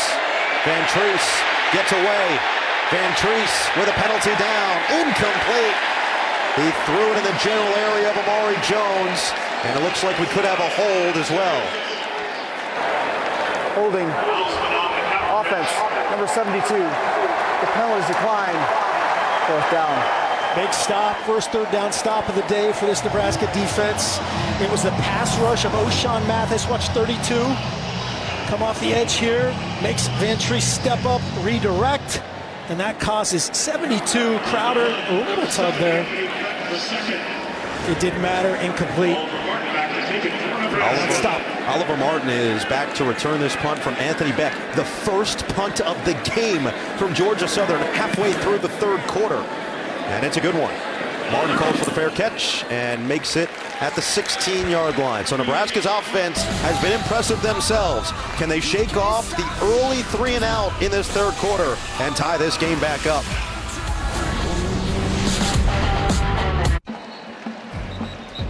Critics call Monarch Empire meets Nashville meets Succession? The First family of music will do anything to protect their legacy.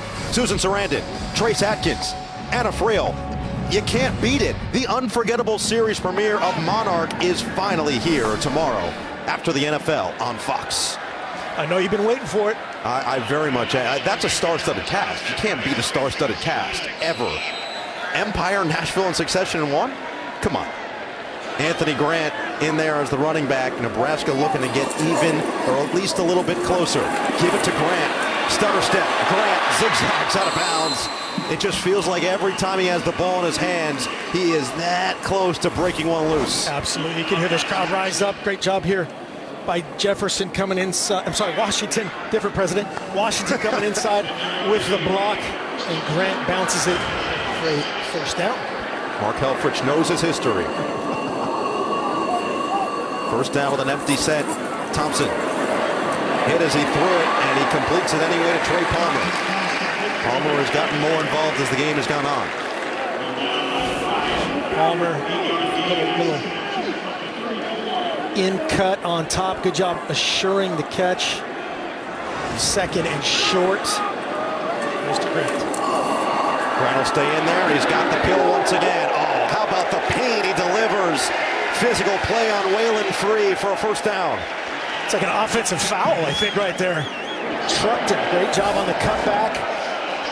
This offense has done a great job with all the RPO action. Redirected, and I think Waylon Free just met the full force of Anthony Grant. And that is certainly not an easy thing to take. Free, who has sized himself 6'2", 180, but Anthony Grant, 5'11", 200, full of muscle, and has done this time and time again throughout his high school and then collegiate career, first at FSU, then New Mexico Military Institute. And when we asked Will Harris about who's the guy that could lay a big hit, this is the first name that he mentioned, Waylon Free, the Fresno State transfer. Yeah, and he brought it. He brought it. Hopefully he'll bounce up and be okay. It's a lot of mass colliding. Had a couple guys tangled up with him. Good to see him back on his feet. Well, this is a big drive for both units here. The Nebraska offense, as Free is on his feet, and the crowd responds accordingly. I will say that was the other thing. Will Harris did play here in 2007 when he was with USC. Yep. The thing that he said to us, these might have been some of the nicest fans that I ever encountered until the game started. Exactly. They're great fans. They're knowledgeable fans. They know all the stuff, the nuances of that kind of thing. And then they get down to business about their ball. Doesn't matter if you're, dressed as a corn cob or shirtless or striped overalls or whatever you got. I think he hit on pretty much everything. So Thompson will go back to work with a fresh set of downs at the 40. Man in motion is Brown. Handed off to Grant instead. That stop and start motion is so impressive, but a shoestring tackle by Dylan Springer. And that is a great play by Dylan Springer. If that ball gets bounced, there is nothing left outside. Watch this big man go straight upfield, set the edge, get the hands off him. Beats Prohaska there and gets that guy on the ground. Always a victory. 2nd and 10. Thompson back to the air. Thompson lets it fly, and he just overthrew his target, Anthony Grant.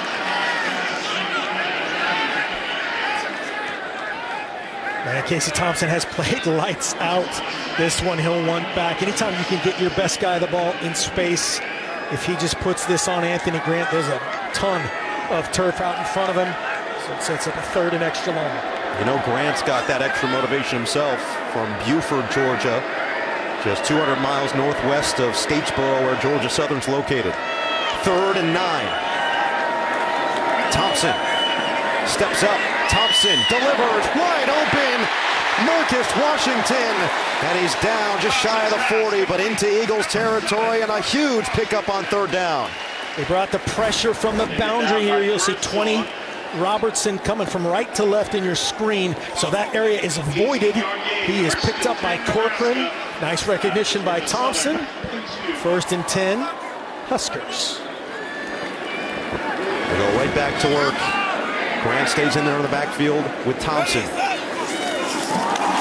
Fake the handoff. Thompson taking his time, evades the rush. He's got plenty of space in front, and he can go. Slides down after first down yardage, but a flag is down in the backfield.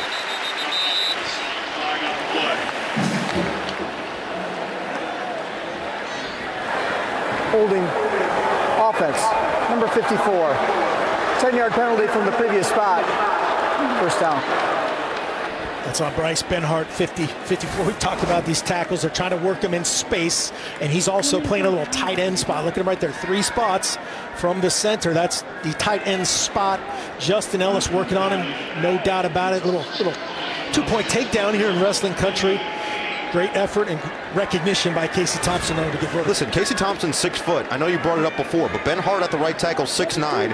Prohaska at the left tackle, 6'10". You're a former quarterback. That can't be easy to have to look over those 2 behemoths. It's amazing what you can do and what he can do and find a lane and find a window. Washington, the man in motion on a first down and 20. Back inside Nebraska territory. Just give it to Grant, and good things happen. Busted to the outside, Anthony Grant, and he's forced out of bounds. But after a huge chunk gain, finally Marquez Watson-Trent got to him. Is there a theme? Is there a theme here? Feed this guy. Downhill run, makes you miss, bounces it to the outside. Washington a little avoidance, non-block in the back as far as the rules go. That's good defense. He just out-X'd your own. Grant now over 100 yards, has the rock again, pushing the pile forward. He's about 2 yards shy.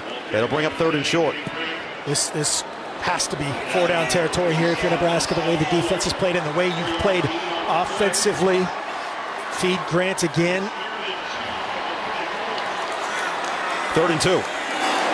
They go right back to him. Grant dives forward, and he's got it. First down, Huskers. And now hard sell feed Grant again. Throw a little home run. Right? Feels like it's all set up for that. Just a matter of when you pick and choose. You want to take a shot. Grant's taking himself out of the game right here. So we've got basketball, tennis, obviously football, wrestling, and then home run. That's baseball. I think we had one more. I lost count. A.J. Allen's going to be the running back with Grant on the sideline. Fake it to Allen. Thompson steps up. Thompson delivers. He's got his man. Trey Palmer slides down, and they're going to call it incomplete. He believes he got under it. Yeah, we'll take a look at that. Great job here by Casey Thompson. He's hit as he throws here, so that ball is why it's not exactly where he wanted it to be. And he's absolutely staring this down. Trey Palmer thinks he got it. Oh, yeah, that is through the what? Wickets? Through the wickets? There's another sport for you. Nice. Well done. A little soccer. And he has a chance to hit them there. If it wasn't for the pass rush. But that's one where, in my opinion, the ground helps him make the catch. That part of that rule, incomplete. So it'll bring up 2nd down and 10 from the 31. Allen stays in the game, and now a flag. Play clock was dwindling Prior to the ball fast. being snapped. Delay of game. Offense number 11. 5-yard penalty. 2nd down. Nebraska was misaligned there. I think that was the last part of it. He was waiting on that widest receiver. I believe it was Alante Brown. He was just set a half second too late. Sets him back 2nd and 15. So Allen's still in there. Grant had chewed up the majority of the yards on this drive. What does Thompson have in store on this 2nd and long? Hand it off. Allen finds a hole. Allen with space. One man to beat, and he tripped up. But he crosses the 15 down to the 13. Anthony Wilson, the final line of defense, saves a touchdown. Anthony Wilson, that is really hard to do. Watch this great scheme.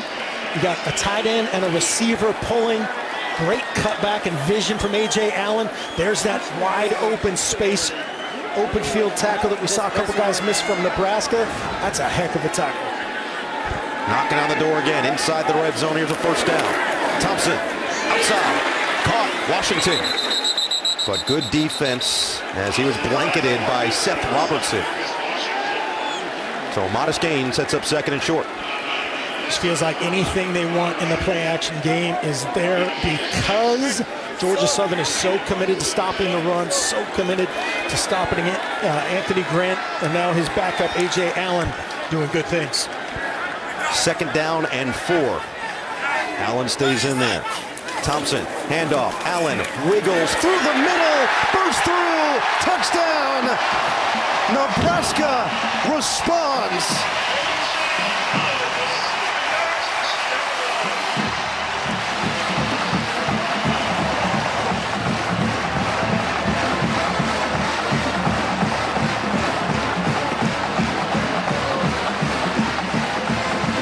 Great cut here from A.J. Allen.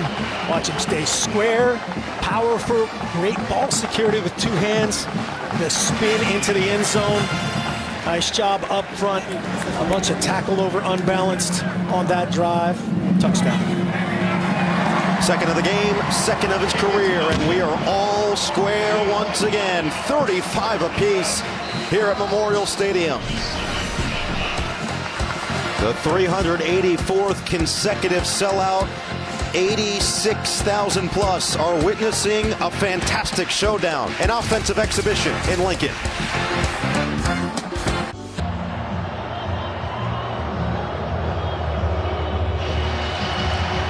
Well, there have been 10 touchdowns combined in this game, Mark Helfrich. 8 have been on the ground. And A.J. Allen, the freshman, just scored his 2nd of the day and of his career. They haven't tried a kickoff return. They fair caught everything. Do they try to cut it loose that way or stay conservative? Well, Darius Lewis and O.J. Arnold would be tasked with it right now. And it will be Lewis who takes it out. Lewis looking for some space. Won't find it. Crosses the 20, but not much further. Go back to that touchdown. A.J. Allen with a great cutback. Watch 12. Anthony Wilson did such a nice job in open space earlier, getting somebody to the ground. There, just a miss in the backfield. That tackle overs, creating some issues for them communication-wise. And Nate Borkircher in there playing that tackle position, did a nice job neutralizing the front side.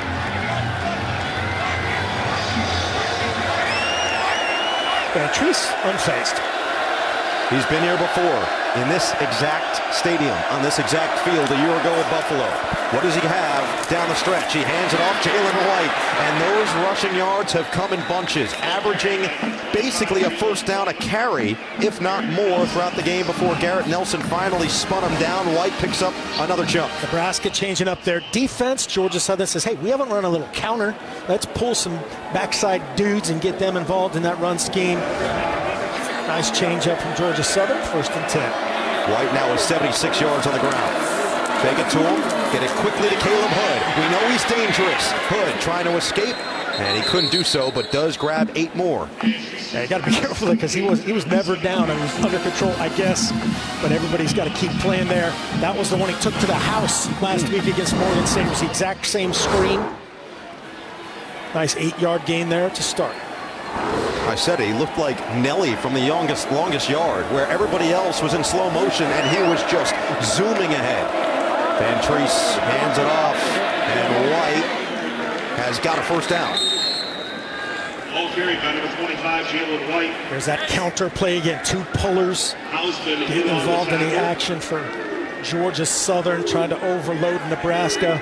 They're attacking the weak side of that. A 3-by-1 formation is 3 receivers to one side, 1 to the other. Right here is a balanced 2-by-2 for Clay Helton. Send White to the outside. Van Treese, quick trigger, finds Singleton. Singleton with some blockers, and Singleton across the 40, well into Nebraska territory, down to the 39. Nice job, screen game. Again, they have to do this to neutralize this pass rush. Right there, Garrett Nelson, normally involved in that pass rush, was a dropper that time and saved a touchdown.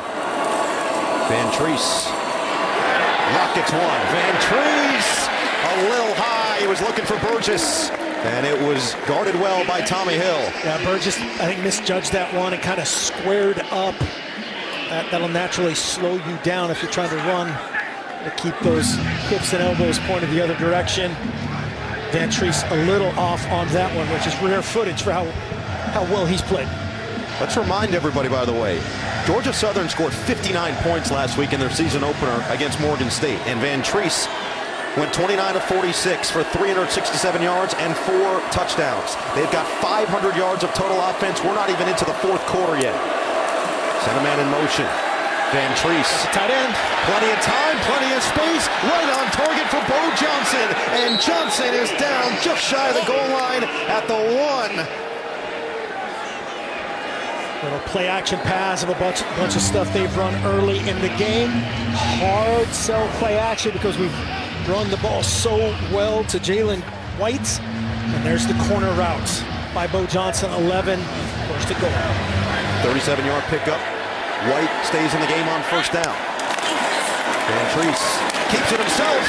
Great job by the Nebraska defense. They read that like a textbook and had him dead to rights right at the line of scrimmage. Reimer makes the tackle. Exactly the zone read that Casey Thompson scored on, making that guy miss.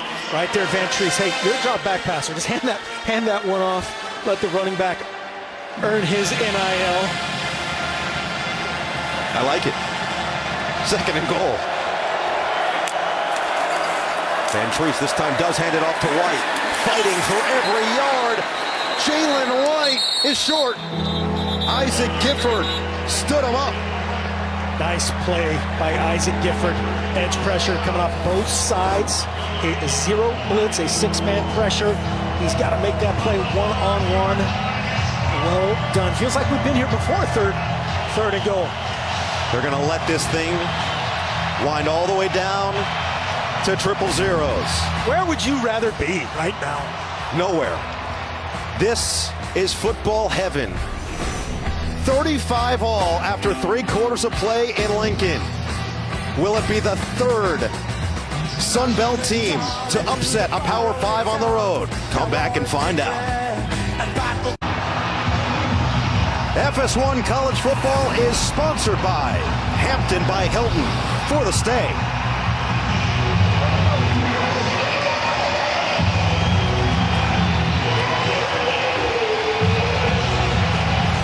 Got goosebumps, Coach.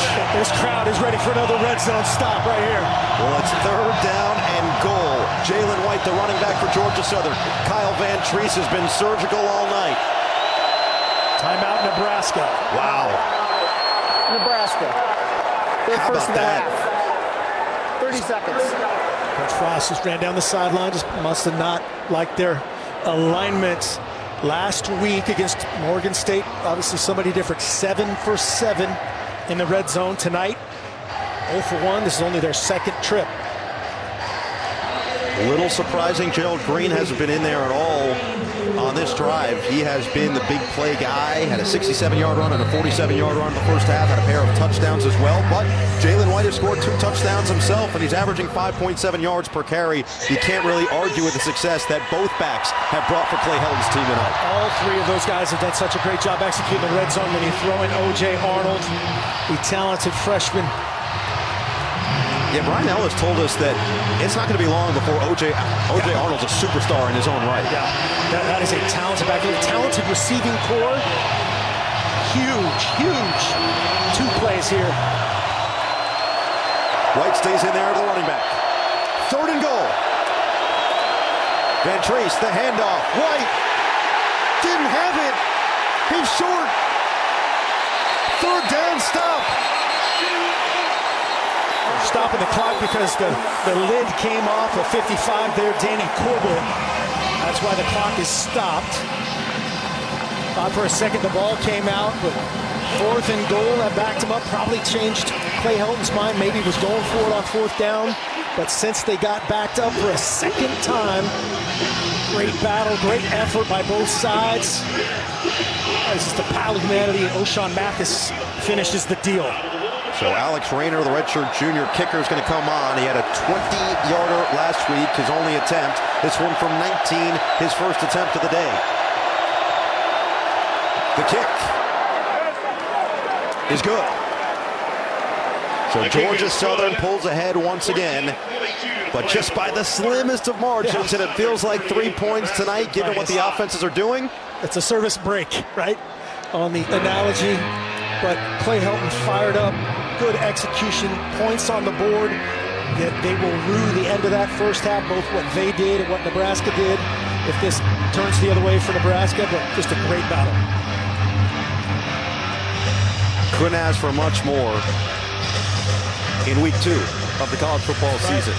We've already seen 2 Sun Belt teams go on the road. Appalachian State beats Texas A&M, number 6 in the country. Marshall beats Notre Dame, number 8 in the country. The last time a single group of 5 conference had multiple wins over top 10 teams was September 20th of 2003. Marshall beat K-State.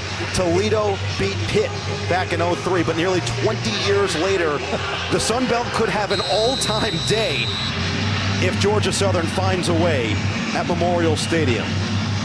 This one's going back to Casey Thompson and this Husker offense. Trey Palmer and Alante Brown are deep to receive this kick.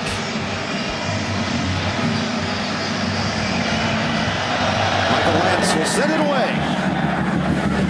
Palmer is there, watches it fly over his head. All right. We have seen Mark Whipple and Scott Frost find a little bit more of that cohesion late last week and through the majority of the game this week. What are you looking for offensively out of Nebraska? Yeah, it's been a great meld of everything today. It's been what people, envisioned when this marriage occurred, and the advantage that they will always have is with that man Grant in the backfield, whether it's in his arms in an actual carry or a hard sell play action, an RPO, a lot of one-on-one and space outside for these receivers to do damage. Fake it to Grant. Thompson checks it down. Oh, what a tackle! It was Borkacher, the tight end. No, make it Brewington, the tight end, who made the grab, but he was upended after a loss of 4. Great vision on the edge. Exactly what we talked about, hard sell play action. He's going to end up, look at Alante Brown is wide open if he can get that ball, if he sees it.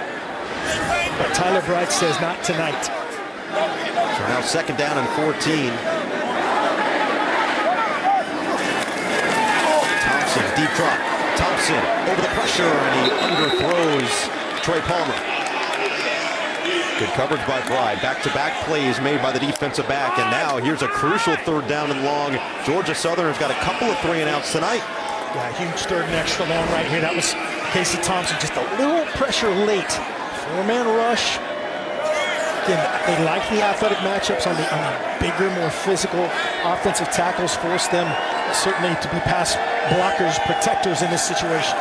Thompson on 3rd and 14. Pressure comes. Thompson looks to run, and he's tripped up. Just gets past the initial line of scrimmage.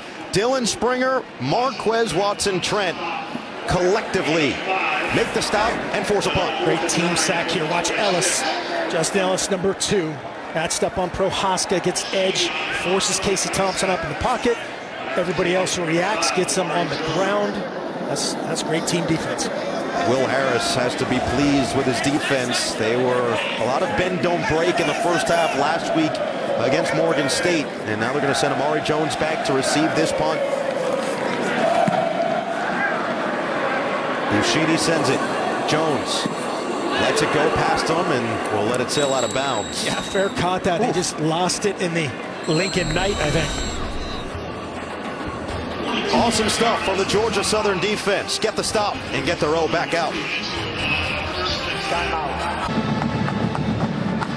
Georgia Southern has one of the most impressive offenses in the country, and they're led by one man, the Ginger General, Kyle Vantrease, first program history quarterback with back-to-back 300-plus yard passing games. Yeah, he has been fantastic. Again, in the tradition of this program, a lot of those records is going to fall schematically, but you got to execute it. They've done a great job throwing and catching.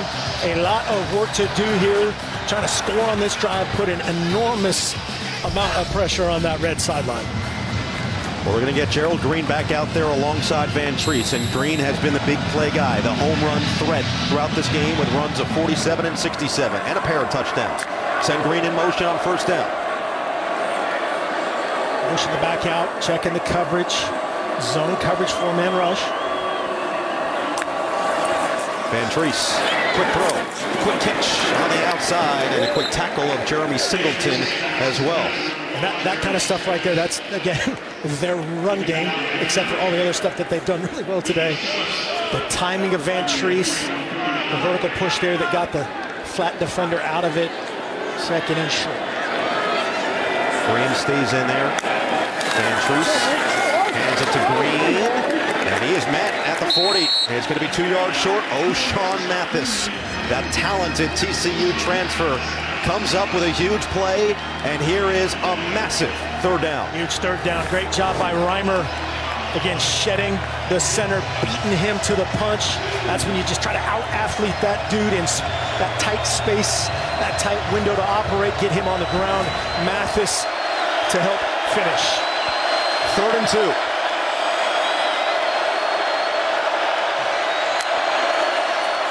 Van Treese, play action, swing it, Burgess in space, and he's got a first down across the 45. That is just really good again by Van Treese. Watch him come off, he glances at it so he gets a little depth, creates a little space and time. Most importantly, puts it on that outside armpit of Burgess to let him run and convert. Let's see how much clock Georgia Southern elects to use here. They are a hurry-up offense to the max. Van Treese hands it. Green, another hole, and Green has 10 more. Ernest Hausman, the freshman linebacker, got his first start last week. This is a Georgia Southern old school special. 72 Crowder, little kick out, guard pulling up that time on Reimer, trying to help out his partner. First down. Green stays in there. Into Husker territory. Van Treese to the slant. Burgess again. And he is leveled, but not before he picks up 8. Yeah, the crowd is just silent right now. Got to do something to try to get out. We thought that would be the pass rush, but they're just doing such a good job of changing up scheme. It's hard sell play action. It's RPO. It's quick game. It's screens. And neutralize this pass rush. Clay Helton was absolutely ramping up sound at practice to the point that he said he was disturbing neighbors to prepare them for this, and they have stunned Nebraska faithful. That's going to be closed for Gerald Green. Looks like he might be a few inches short. It'll bring up another third down and short as Garrett Nelson was in on the play. Yeah, it was interesting hearing his comments with his discussion with Van Treese, and Kyle at one point said, "Hey, Coach, it's really loud, but this is too much." It's not going to be this loud, Coach. Which says something. Think about how loud he has to crank it. Yep. Third down and a short one. Prepare for the worst.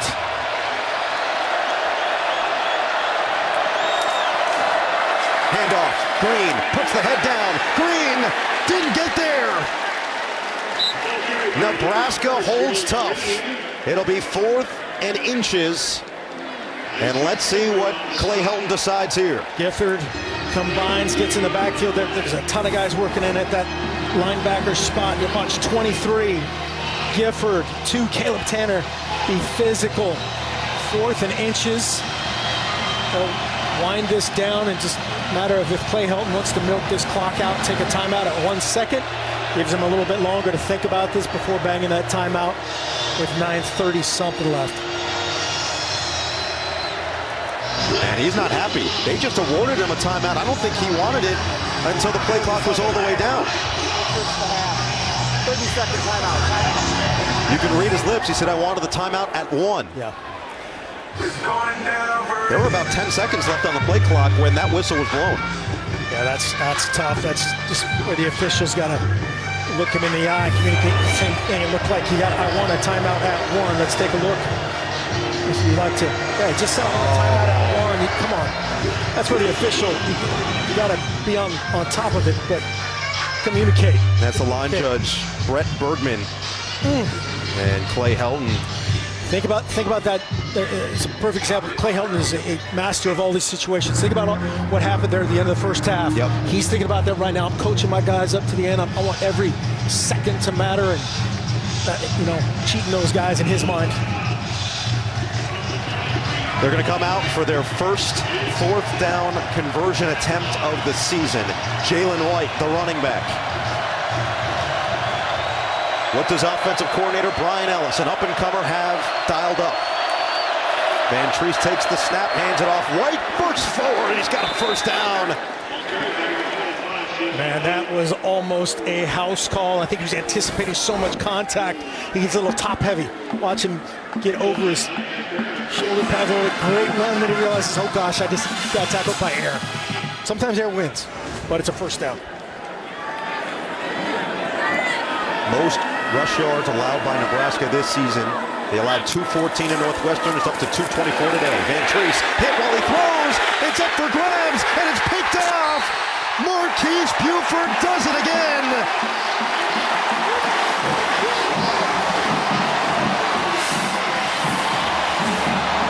Nelson had the hit. Buford, second pick of the day. We anticipated 44 Nelson to show up a ton. Watch him coming off the edge, affects Kyle Van Treese.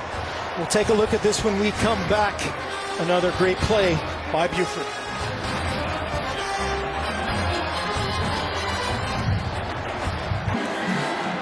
We are back in Lincoln. Let's take a look at why that happened. Garrett Nelson, great edge rush here on the left tackle. Brian Miller, just effort, beats him over the top and affects Van Treese. And Marquise Buford, 2 interceptions on the night. Great slot fade. That's what they want against that type of coverage, but affecting the pass of Kyle Van Treese. Garrett Nelson helped out Marquise Buford. Give it to Anthony Grant on first down. Not a whole lot of room to work, and picks up 1. But you saw Kyle Van Treese still has a smile on his face on the sideline. The demeanor's never going to change. Yeah, there's really nothing he could do about that. Maybe, just knowing that those edge rushers are starting to get on their front foot a little bit, maybe a little bit quicker to get it out. If he throws that ball outside, go on and play the next play. Second down and 8. Right back to the ground game. Grant keeps his feet and keeps his balance to the 10. Will bring up third down and short. Listen, 35 has been a magic number for Nebraska. In Memorial Stadium all time, 214-0 when scoring 35 or more. They are 11-0 overall under Scott Frost when scoring 35 or more. And then, of course, there's the fact that this is a one-possession game. Just a 3-point game as Grant is going to keep this drive alive. First down across the 15. They've come back to that multiple times. They're feeling this look and that play against the front, kind of wearing on it. Nebraska fans, I think, probably always wondering why 10 doesn't have the ball in his hands in this tradition of this school in that position. We have heard the stat over and over again. Scott Frost is 5-21 in one-score games here at Nebraska. All 9 losses last year. Single digits. Thompson. Nicely done, in and out of the hands of his intended target. He was looking for Isaiah Garcia Castaneda, and it would have been a solid pickup. Instead, second and long. So these are the stats that we talk about. One-score games, 5-21 in those at Nebraska. 9 of his 10 losses the last 2 seasons by 1 score. 9 straight one-score losses. 8 losses by 1 score. Last year was an FBS record. So this is familiar territory. Can they get the monkey off their back at home? Unbelievable. Unbelievable. A.J. Allen the back on 2nd and 10. Thompson, play action pass. Quick strike. Marcus Washington finds some space, and Washington's got a first down. You can feel the rhythm to Marcus Washington, to Trey Palmer, obviously Anthony Grant, but Garcia Castaneda couldn't just quite connect with. He does a good job clearing that out this time. Washington secured that rock. First down. Pickup of 12. Washington has been involved. Trey Palmer has been involved. Those are 2 of the stud transfers. Alante Brown, another name to look out for. It's A.J. Allen in the back, but they're going to go back to the air. Thompson looking to escape, ran into his own lineman, but he stays on his feet, and Thompson found just enough daylight to pick up 9. Marquez Watson tripped him up before he could do more damage. Christian Varner had a chance. He's beating himself over the head right there. Just missed the sack, 92. And now Thompson, who's going off. Thompson's off. Do this a little bit, yep. Smothers is who they have traditionally put in. It is. As a runner. Smothers fakes the handoff. He's got it up the gut. Smothers stays on his feet, loses the football. Georgia State jumps on. Georgia Southern jumps on it. Did they get it before he went down? They did. Dylan Springer. What a play. What a momentum shift. And the first turnover forced by Will Harris's defense. This crowd has seen the replay. We'll take a look with them here in a second. Everybody's saying that he's down. Logan Smothers comes on. A little read here. They look like they're reading the defensive tackle. He pulled it. He's got it firmly. Ooh, was the knee down? It's looked like we'll have to see it. Probably we'll see it a few more times, I'm sure. But it's a matter of where that right knee. Of a fumble recovered by the defense. Is under further review. At some point, I'm sure we're bringing Dean Blandino. Look at that right knee. Do any pebbles fly? Do we need to see? Oh, it's bang bang. Yeah, it is. Gosh. What a Couple angles where you can't see because of defenders, because the offense was hustling to the ball. But let's see what Dino says. I was going to say, you mentioned him, so why don't we actually listen to him? Dean Blandino, what do you have for us?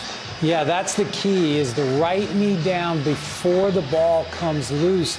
And that's what replay's looking at now. And they've got the ability to look at all the angles that we have access to in the truck, and they can piece them together, and they're all in sync. It looks like the knee might just touch before the ball comes loose. This is a great look. And again, it's any body part other than a hand or a foot. It looks like that right knee touches, and then the ball comes out. If that's the case, then the ball will go back to Nebraska. Obviously a huge call here, Dean. We appreciate you. And by the way, Dean's hair is just undefeated. It's not fair. That's a different level of quaff. Puts you to shame. It really does. I feel ashamed. But either way, a massive call. Logan Smothers, the sophomore quarterback from Alabama.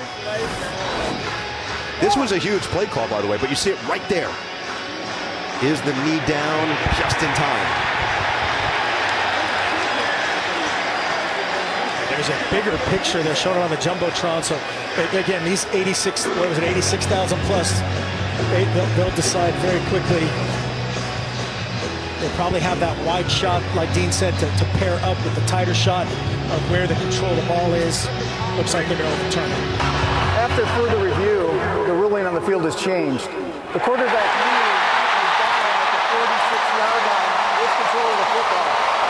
The ball replaced at the 46. First down and 10, Nebraska. You couldn't even hear Jeffrey Cervinski finish his call because 86,000 plus just exploded in appreciation. They love change here in Nebraska. Love change. So Smothers is greeted by his teammates, and Thompson is back on the field. They've used him in various ways. That was one of the oldie but goodie read plays there for Logan Smothers. Good job executing it and then making it overly dramatic there and then jogging off the field. So Thompson in, A.J. Allen in, Grant still on the side. Allen in motion. Thompson keeps it himself. Dashing hole. Thompson pulled backward after a gain of 8. L.J. McLeod, another game-saving type tackle. Motion the tailback out of the backfield. They make their numbers right. The linebacker runs out of the box, so they've got 5 defenders to block for that quarterback draw. Seth Robertson, 20, banged up as well on that play. Here's a running play on 2nd and 2, and Allen has enough yards for a fresh set of downs. Charging forward, extra physicality, gets it to the 38. Yeah, A.J. Allen is running with a purpose. You know you're going to get limited carries in this room, how it goes right now with Anthony Grant and A.J. Allen. Such good balance, and Grant's back on the field. 10th play of the drive. Approaching 5 minutes to play in what has been an unbelievable back-and-forth affair. 2 timeouts on either side. Thompson to the air. Lofts one. Incomplete, out of bounds. Just well underthrown in the direction of Marcus Washington, and solid coverage deep in the secondary for this Georgia Southern defense, Najee Thompson. And Najee Thompson does a nice job, hip to hip. Casey Thompson was trying to back shoulder him as he felt a little bit of pressure come late. But it turned out, and basically was turned into what looked like a throwaway. Well, the big man, Teddy Prohaska, the left tackle, is down for Nebraska. This is an offensive line group that doesn't have a ton of experience coming into the year, but has meshed very well, and Scott Frost has been pleased with the way they've come together. Says that they're maybe even a little better than what they were at this point last year. And we'll check in on Prohaska and this Cornhusker offense when we come back from Lincoln. Well, the good news for Nebraska fans is Teddy Prohaska walked off on his own power and appeared to be okay. He will head to the sideline, get checked out there. Certainly frustrated at 6'10" on the outside of that offensive line. He's going to be replaced by someone who comparatively is tiny, 6'5", little 25, Kevin Williams. Either way, these have been long drives, many of which have resulted in points for Nebraska, and now a 2nd down and 10 for Casey Thompson in this offense. Smart idea. Get it to Grant. Let him work. Anthony Grant just invites a lot of that physicality, and Seth Robertson is the one who took the hit. Gain of 8. Seth Robertson, nice stop. Marcus Washington has done a ton of dirty work tonight. Watch the motion man come here. The motion man is actually Brewington, but then the puller is Brewington and Washington leading out front. Nice job. Gonna have to get him a neck roll. Nebraska 8 of 12 on 3rd down. 9 of 13.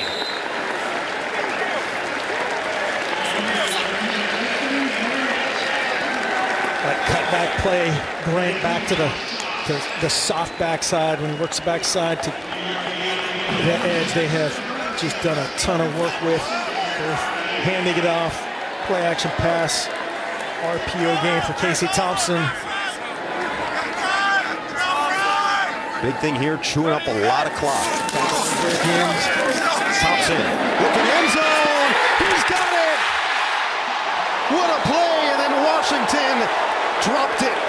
Incomplete. Derek Canteen was in coverage. Thompson took a shot with his fellow Texas transfer, Marcus Washington, stride for stride. There's that tackle over. Hard sell play action. Just throws it again to a perfect spot. Canteen ripped it away. Yeah, it looks like it came. It's a little loose right there, but it's a matter. This is where I survived the ground, survived the tackle, survived the ball. Because he had firm control and a body part right there. And God, Dean Blandino's here. They called it incomplete. The catch rule is maybe the most difficult rule because it is so nuanced and it is so subjective at the end of the day. But that's why we are privileged to have Dean Blandino. So, Dean, I'd love to get inside your head here. Yeah, I'm trying to get inside my own head here. This one's close. So he's clearly going to the ground to make the catch. And he's got to maintain control when he hits the ground. And that's what the official rules on. The official's going to see the ball come out and going to rule that he did not survive the ground. It's really close. If it is a catch, I'll tell you, I know that he is short because his knee is down. So if they do overturn this, it's going to be down at the Great 1. point. But again, it's really close. Does he extend that ball for the goal line? Does he have it long enough? I like this as a catch. I just don't know if there's enough evidence to overturn it. That's always the biggest key, and we appreciate your insight again, Dean. It was called incomplete on the field, as Dean mentioned. So the conclusive evidence, that's the biggest key here with catches. Is there enough to make it clear that it has to be overturned from the call on the field? Yeah, and again, as Dean said, it's a catch and a body part, so is he down early? And then he has to survive all the rest of that. The ball just bobbles a little bit, which is right is what they're saying, and then certainly came out at the end. This could go 100% go either way, which nobody wants to hear. So right there, knee down. Does he have firm control? The ball was kind of moving from the other angle there. Then the elbow does touch too. Yep. And then there the ball's moving. Right, but I'm not sure the ball does touch the ground at all. Right. Which is another factor of all of this, right? If it touches the ground, you say he uses the ground to maintain the catch. If it does touch, it would be right there for a split second. Yep. Oof. Let me put it this way. And then if it is a Nebraska catch, as Dean said, I think he's short. Let me put it this way. That just allows them to take more clock. I would never want to be a referee, an umpire, replay official, anybody having to make this level of decision. Because either way, one side's not going to be happy and one side's going to be thrilled. Yep. And it can swing the outcome of what has been one of the more fun games of what has been already an incredibly fun week 2 in college football. Absolutely. And the old adage of it takes this long, then they're overturning it, right, is the prevailing wisdom. Or if it takes this long and they haven't made his decision by now, got to stay with the call on the field. Well, look, there's 4:02 on the clock. Again, as Dean mentioned, it would be down at the 1 if they do call it a completion. So you figure that Nebraska then has a variety of options to go to if they have the ball at the 1. The verdict is in. Let's see what we've got. After further review, the ruling on the field has changed. The receiver had possession of the football with his knee down and the ball at the 1-yard line. The ball be placed at the 1-yard line. First down and goal, Nebraska. 86,000 applaud. Yeah, so really, again, if you're Nebraska, that's best case scenario. You haven't stopped them with great, no doubt about it, right? With great consistency, so you can burn some clock. You're not going to burn a ton, but you're going to score how you want to score. I'm just glad that grown man Johnny Drama had his moment of victory. Still 2 timeouts for both sides. Scott Frost took that timely timeout inside the 5-yard line down here. Clay Houghton took the time, not exactly when it wanted to. Let's play. Thompson has 2 rushing touchdowns. Grant has 1. Does he have a second here? And it looks like he is. Short. So this is what I meant. Like, if you just wad it up in there, that clock is churning here. Good job, good effort here. Look at that Georgia Southern defensive line getting under. That's an offensive line body in the end zone. No idea where that ball is. Second and goal. Extra O-lineman in here for Nebraska.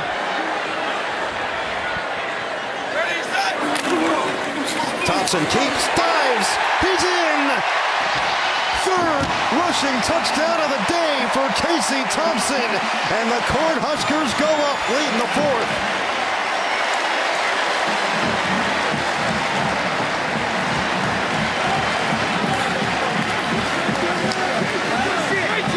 Nice movement up front, just enough. Watch the right side. That's an O-lineman. Hunter Anthony in there as 98, the backside tight end. Casey Thompson has done this twice. It's a little follow action this time with Grant, the token fake to him, then he becomes the fullback. Touchdown, Huskers. Extra point from Bleak Road puts them up by 4. Longest drive of the season for Nebraska. They marched down 98 yards, chew up a whole bunch of clock. It was set up by the big catch from Marcus Washington, and then Casey Thompson caps it off. His 3rd rushing touchdown of the day puts Huskers up by 4, and the fans are invigorated.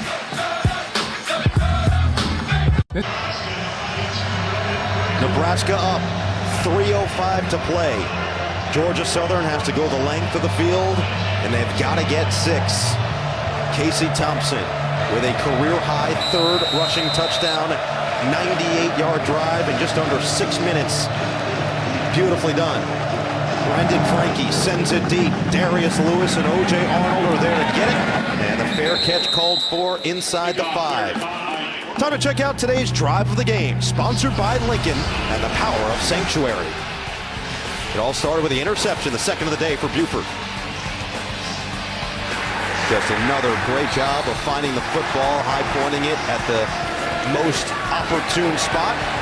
And then there was this. Thought it was a fumble on the field. It was called a fumble on the field. That got overturned. Knee was ruled down. Then Marcus Washington. This was ruled an incompletion, turned into a catch at the 1-yard line, and it was all Thompson when it was all said and done, going Superman over the pile. Now, can Kyle Van Treese lead his team to victory? Over the middle, incomplete. That's a drop, looking for Burgess, and Van Treese took a shot in the backfield. Another great pass rush there by Garrett Nelson, hitting Van Treese. That's all you need this time of the game. One sack. One sack sets everything in motion to end this game. If you're a Nebraska fan, O'Shawn Mathis, Garrett Nelson, twist games in the middle, speed rush on the edge. Van Treese on 2nd and 10, deals, and Caleb Hood is out of bounds, picks up 6, sets up 3rd and 4. That dude has proven he's a cool customer. He has time, drilled the play before. Good ball placement to Caleb Hood. Everything is 4-down territory right here if you're Kyle Van Treese. Take care of the rock. Job number 1. 3rd and short.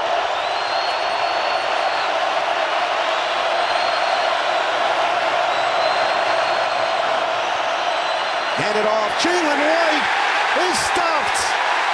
Nowhere to run. Garrett Nelson, the captain, making the play with Ty Robinson. There's the difference from the first half and the second half. You'll see a 6-man box here as Clay Helms going to use their second timeout. First of the drive. Garrett Nelson is not respecting Kyle Van Treese as a runner. Watch 44 squeeze it down. Nothing. If Van Treese pulls that a la Casey Thompson, it's a first down. That's not really his deal, not really, in their wheelhouse. Great execution thus far by the Nebraska defense on a huge drive. So Georgia Southern converted on a 4th down the last drive. What are you going to here? It's a little bit of a different circumstance in terms of field position. Yep, and they got the empty game going. They've had answers 3-by-1 sets on that double slant. They had both of them. This is you're going back to again bread and butter stuff. Your 3rd and medium portion of your game plan is kind of your money stuff. 4th in a ball game is usually going to come from that area. Here's the 3-by-1 look right now. 3 receivers to the top and 1 to the boundary, showing a 4-man rush. 4th and 2. Van Treese, quick throw. A fantastic effort, and Burgess vacuums it in for a first down. They heated him up. They brought both backers to the cross dog. You can see Reimer blitzing right there. And just great execution, great squeeze by Derwin Burgess. New set of downs. Van Treese, dangerous throw, was nearly picked off. Tommy Hill had the break on it. Instead, it's 2nd and 10. You got this tendency now. You see Garrett Nelson, 44, is going to drop right underneath this. Burgess maybe slips on top. What happened here? Well, just not expecting the ball. Tommy Hill not expecting the ball there because he was blanketed by the dropper Garrett Nelson off the zone pressure. 2nd and 10.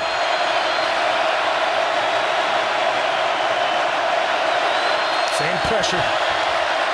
Caught. Van Treese got it. Burgess in space. And he wiggles his way towards midfield. Another first down. He got it. Man, that is so good by Kyle Van Treese on a screen. You're letting the free rushers come at you. Watch him kind of retreat a little bit. Find his guy through the traffic. Beats Garrett Nelson inside. Derwin Burgess doing work. Van Treese. Quick trigger. Oh, another dangerous throw in triple coverage. And there's the flag.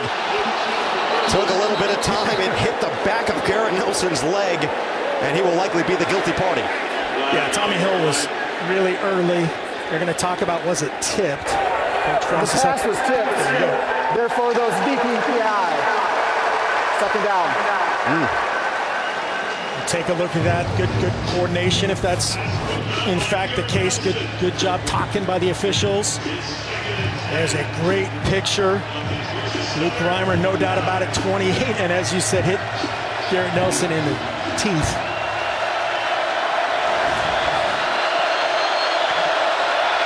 Second and 10. If that ball's tipped, no pass interference is possible.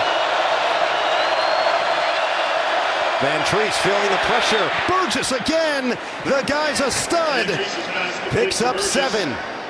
They've been milking this to the boundary. Clock is running. Get set here. Buck 20. Still 2 downs. 2 downs here. If you're Kyle Van Treese, possession is paramount. 3rd and 3.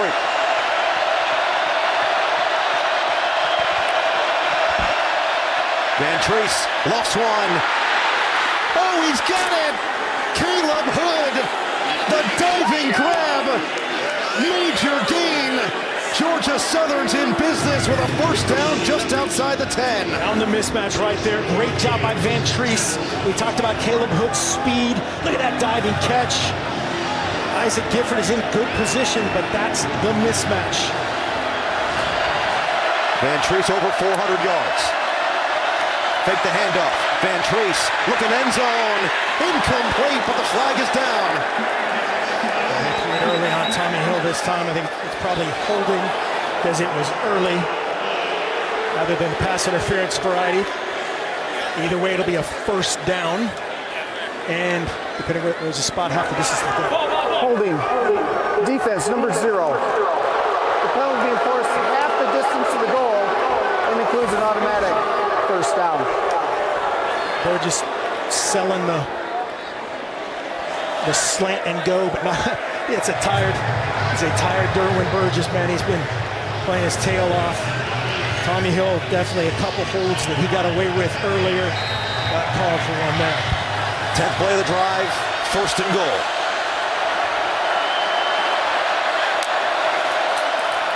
Take the handoff to White.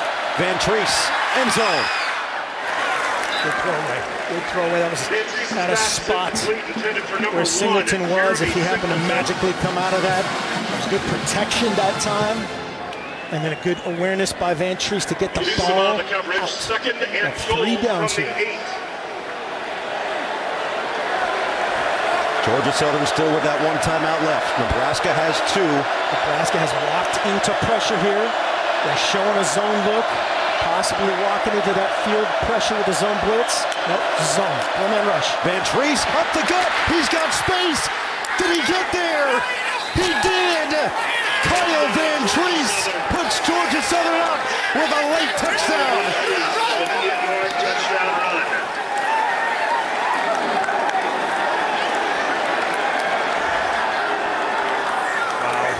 Just great effort, great desire will ensure that that ball goes in the end zone. But breaks the plane while his knees off the ground, but just great execution. Watch the back, motions out. 5-on-5 defenders right there, 5 offensive linemen. Van Treese just beats Reimer. We'll take a look at that left side, but they just confirmed it. That's a touchdown. Extra point pending with 36 seconds left. You know, Brian Ellis told us something yesterday, the offensive coordinator for Georgia Southern, as Alex Rayner comes on to make this a field goal difference, and he does. Brian Ellis told us, when your quarterback's your toughest guy on your team, that permeates throughout the rest of the squad. And Kyle Van Treese, how about this gutsy call and run? Yeah, absolutely, just all the way down. Execution on 4th down, getting hit on the first play of that drive by, a guy that's their emotional leader, playing through it. And then right there, running through Luke Reimer again. No Nick Henrich in there to help him out, but Reimer just in space on Van Treese, wasn't to be denied. And Clay Helton building something special, it feels like. Clay Helton, and there is Brian Ellis. That's impressive vertical from the former UAB quarterback. It's Georgia State High School Player of the Year right there. The other thing he told us, by the way, about this team, filled with Southern Georgians. And he said they're tough. The only thing they know is football. You can't go out on a Saturday and underperform. Well, Kyle Van Treese might not be from Georgia, but he's going to be an adopted son when it's all said and done. Palmer, they get Martin and Weinmaster and Palmer all deep to return. Scott Frost, 5-21 in 1-score games. Can they find a way to drive it down the field with 2 timeouts and 36 seconds left? Or is it the Ginger General who's the hero in Lincoln? Buddha deep. take it out. Trey Palmer. Tripped up. Football's out. And Georgia Southern had it, but they're going to call him down by contact. I take a look to make sure, but it certainly looked like Trey Palmer. The runner is down. Nebraska's football. Trey Palmer, who is a dynamic dude with the ball in his hands. It looked like his elbow hit, but was certainly. Well, Justin Myers right here, watch him. He's the one who jars it loose on a great special teams play. And he looks like down. Yeah, looks like his elbow hits the ground. Cannot cause that fumble. He has firm control. By eye, clearly down. So this is going to be a quick review. Nebraska's offense is already on the field, ready to go. 30 seconds. Casey Thompson can write his own history here too, man. 30 seconds left. They have 2 timeouts. Thompson lofts it wide open. Great job on first down to get out of bounds by Trey Palmer, and a chunk pickup gets it out to the 35. Pickup of 12. First down, out of bounds. 25 seconds here. Can use the middle of the field anywhere with those timeouts. Anything you want. And they've got Ramir Johnson, who has yet to really play this year. Has been practicing at wide receiver and at running back. That throw behind Alante Brown in stride. 21 seconds left. Second down and 10 looming. The big thing to remember is that Timmy Bleekrode, career long, 51 yards last year against Furman.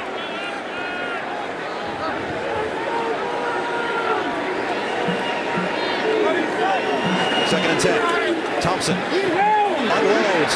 Thompson, another completion.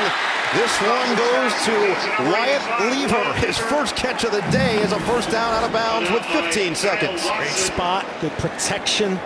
You see Georgia Southern trying to get right in his face. Nice job, great spot. Smart by Wyatt Lever there to get out of bounds. Not smart when he picked up that punt the other day. That was smart. Man rush. Thompson going deep, out of bounds. Alante Brown in the area. 10 seconds remaining, and we've got an Eagle down on the field. Not literally, but Georgia Southern defender. That is Quinn Williams.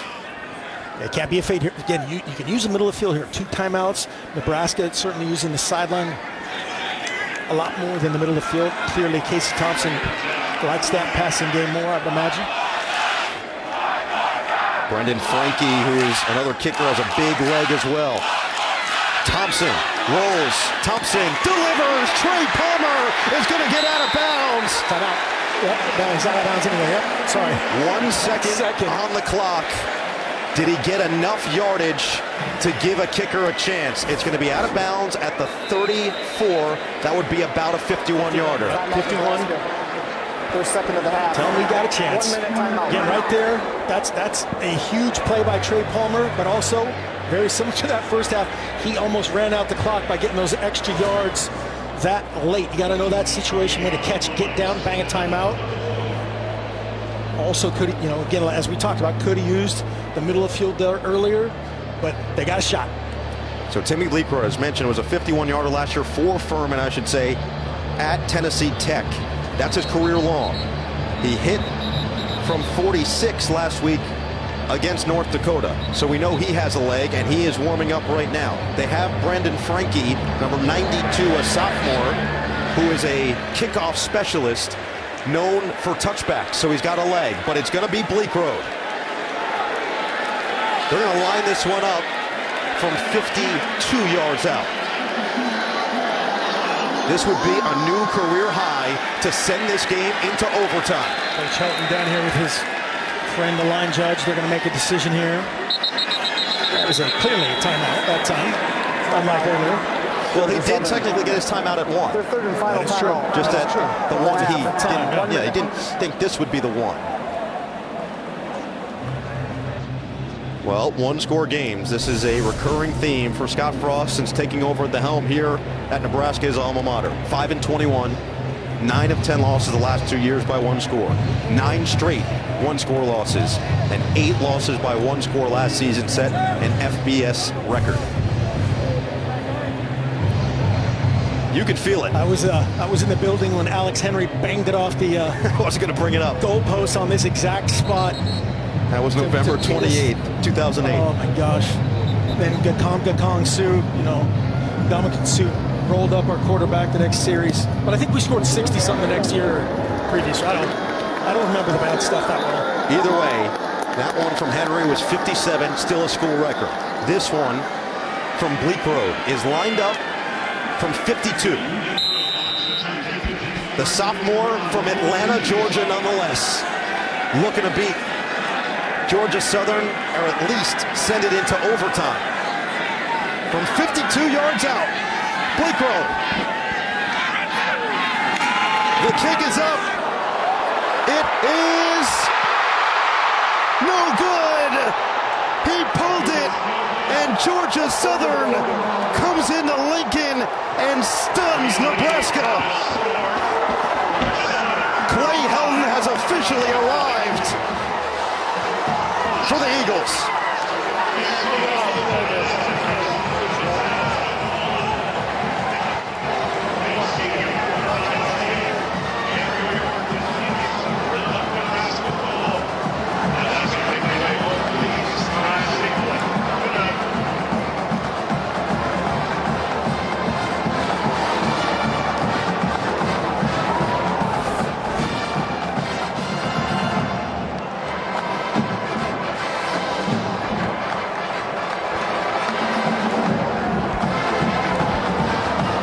Just missed it left. Bleak Road had the leg, but just didn't quite have the accuracy necessary. And Georgia Southern, a team that was an FCS power for decades, bumped up to the FBS level in 2014, makes the splash hire with Clay Helton this summer. And boy, has it already paid dividends. For Scott Frost, the recurring nightmare continues. Another 1-score loss here in Lincoln.